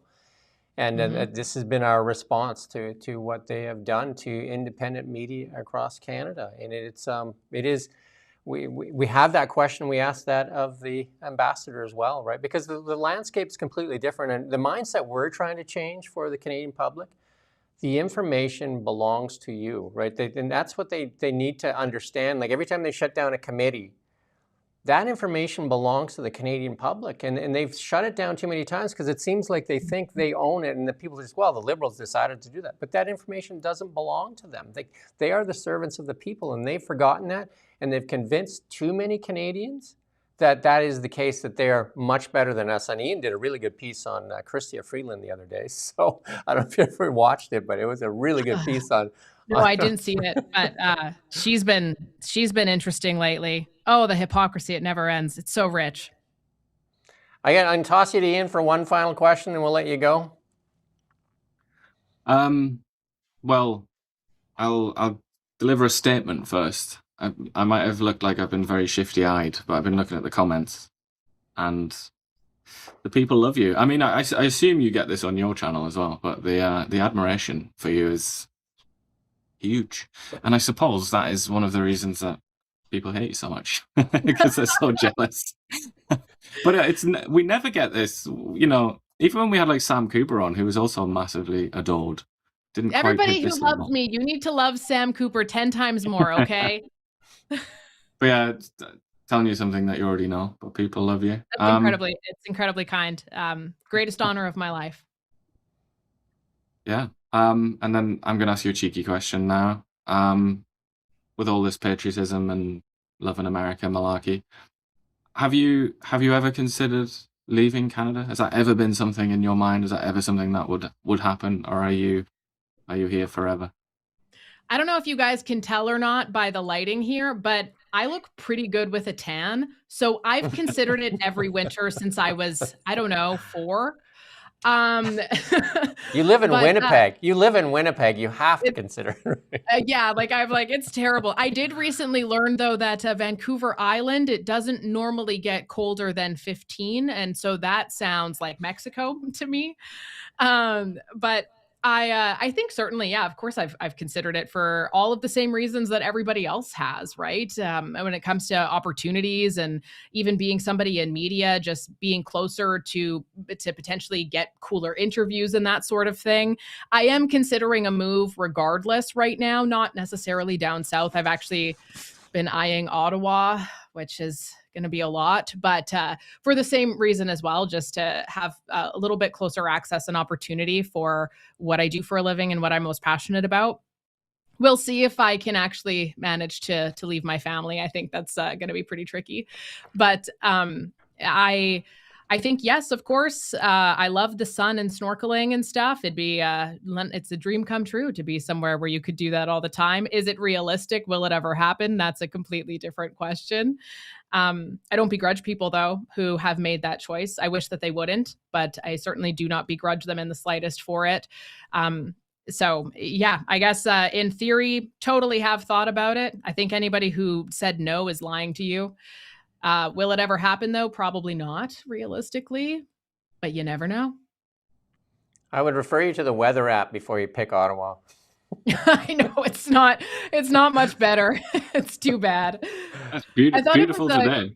I thought it was quite funny, though. I had so many people. I had posted something, just a Bible verse that I had been reading and I posted it on my YouTube community notes. And I had mentioned in it how I've been contemplating a move. And there were so many negative comments of, oh, moving down south then? Well, you may as well give up ever talking about politics. And I'm like, no, I'm thinking about Ottawa right now. Like, what? So, yeah, we'll wait and see, I suppose, and see what actually does pan out. Well, we have they a lot better, of better food than we do here, so we have a lot of people. The joke's on you because Ottawa is south of Winnipeg. So you are thinking about going south. Shoot, that is true. Okay. I'm going to keep that in mind. I spend a lot of time in the Winnipeg airport. I used to be a mine site controller up in northern Manitoba there in Thompson. Really? Oh, wow. And I can remember getting on the plane there. It was Calm Air. I'm sure you probably know Calm Air. Right, and then you get on there and tarmac plane, and the stewardess has got the fur parka there, and there's about this much snow in the front two seats, right? As the snow is blowing into the plane, right? Like it's pretty wild. I mean, Winnipeg is a beautiful city in the summer for sure, but she's pretty. That's why I got the name Winterpeg. But Kelowna's pretty nice. Kelowna's pretty nice. Like that's the live shot in the background there. Kelowna's pretty nice if you're thinking about, like some of the warmer areas. And my mother used to live out there on the island.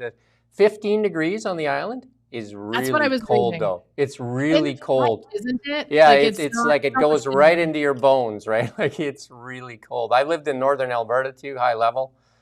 And 50 below feels warmer than 15 on the island. Okay, well, see, I got to think about it a little bit harder then. I think at the very least, listen, I'm mostly being funny, but there's a smidgen of seriousness to this one. With all of the elbows up people who are like boycotting America and planning to sell their condos and whatever, who knows how much of that is actually happening. I would not be terribly opposed to getting a condo in Florida so that I could experience shorter lines at Universal Studios as a result of their boycotts. So, that's also something to consider as well. But no, overall, I'm certainly planning on staying in Canada. I obviously, who knows what the future holds, but I have no intentions, no plans whatsoever to leave at this point in time. And I am still incredibly focused and passionate about the culture war we have going on here and continuing to just talk about Canada. People can call me a traitor all that they want. It doesn't make it true. So I keep on talking, I guess. It helps me get more views every time you mention my name. So thank you. You're a national treasure. That's what we think of you. So, and Canada needs more national treasures. So, and keep up the fight. I mean, and they do need people to fight, right? They do need people to fight because otherwise, they win. And I think there's truth. There's a famous saying, truth shall set you free. And I think I see sparks of truth sprouting up. And I think that's where we can put our hope there. And then, like we're seeing it in the States, accountability happening there with COVID. Nothing like that happening in Canada right now. Nothing really happening. Dean Allison, I think, is trying to do something, but they're sealing the records here for 15 years. We need to push for it because that information belongs to us, and I think that's what people need to start to understand. And we showed people the power of that. We got a thing on our website. You go to the bottom of it, you pick an MP, and you say, you need to come on the really big show. We're mad as hell, not going to take it anymore. And she sent, one of the ladies sent it to an MP, and we got a response and said, well, hey, I'm willing to come on. So. Oh, that's fantastic. I think it's up for people like us and the many others to just use their voice, speak what you think and do your research. And one by one, we will slowly Katniss Everdeen from the Hunger Games our way towards getting out of this. So I have a lot of faith. Just a few of us have to die. Well, listen, I volunteer as tribute. It's fine if it's for the greater good. We do thank you for your time, Jasmine. And we'll let you go. We're going to finish. We got like 3 or 5 minutes left of our show here to finish up. And then, again, thank you. And I'm sure we'll chat with you again. Cheers. Take care. Cheerio. Always a great interview with Jasmine. Ian and I got a couple things left here. We're breaking records, I think, with this stream. Yeah, that's 3 hours. We've done 3 hours before. The Battle of, what's that? This is the big one. I didn't want to leave this one. The 1917, the Battle of Passchendaele. Passchendaele, indeed. Don't try and pronounce the other one, though. Yeah. What's that? The other name for it, Third Battle of Ypres. Yeah, I wouldn't have got that. The British soldiers used to call it wipers, and you can see why. Yeah, and the Flanders, I'm sure this is where Flanders Fields come from. 1 million soldiers. Well, Flanders is just a geographical area where a lot of the you know, big battles took place. More, not just this one, but yeah. 500,000 in this battle. 1964, Ranger 7 returns, first close-up photos of the moon. 1971, Apollo 15 astronauts drive around with the lunar roving vehicle. And here's the big one. Jimmy Hoffa went missing in 1975. Remember Geraldo Rivera was going to find Jimmy Hoffa in that safe there? And all Didn't the they money find him in a bridge? I don't think he's been found. I thought they found his body, or they thought they knew that it was in a bridge. Let's have a look. I don't think so. I'm gonna bet no. Oh no, they said they did it. They searched it and they didn't see it there. And your friend J.K. the Rowling, ground penetrating radar, but they didn't find him. J.K. Rowling, born 1965 on this day. She has the same birthday as Harry Potter. Imagine that. There's an Easter egg for you. Narcissistic. And it's also National Avocado Day, National Mutt Day. Do you got a dog yet for the kids? People keep telling me to get a dog. I'm going to send you one. I've got loads of people telling me to get a dog. I'm going to send you a mutt. I would love to have a dog, but you know, they're quite a bit of work, aren't they? Just a little bit. We got a great day, and I don't know how I'm going to get it in the box. I got to see if I get a big enough box to send them to you. National Raspberry Cake Day. There you go. Cotton Candy Day. Who doesn't love cotton candy? You want to rot your teeth? There you go. Cotton candy. I don't love it. That's it. That's our show. But you didn't even say it's National Get Gnarly Day. Oh, is it? Oh, there you go. Get gnarly. Get gnarly. Get gnarly. Gnarly like in cool gnarly, right? Instead of like gnarly like a tree. Yes, something like that. It's quite a funny word. I was when I bought a boat a long time ago. The kid that hooked it up to my truck there at the boat place. This is like 20 years ago. He's like, he came in and put the keys on the desk there where I was with the salesperson. He's like, it's all smacked up. I'm like, what? What do you mean smacked up? And he's like, well, it's all connected. I'm just like, that seems like a poor choice of words after you just drove my truck. Anyway, that's it. That's it. We got lots to put together. We're going to try to get a clip or two up for the weekend for the ambassador as well. We're going to try, I say. But we also have this, and then we're going to do Renee Merrifield, but we won't go live with that one. That's at 1 o'clock, and we'll do that as a recording so that we're not have. And we'll cut this one up too.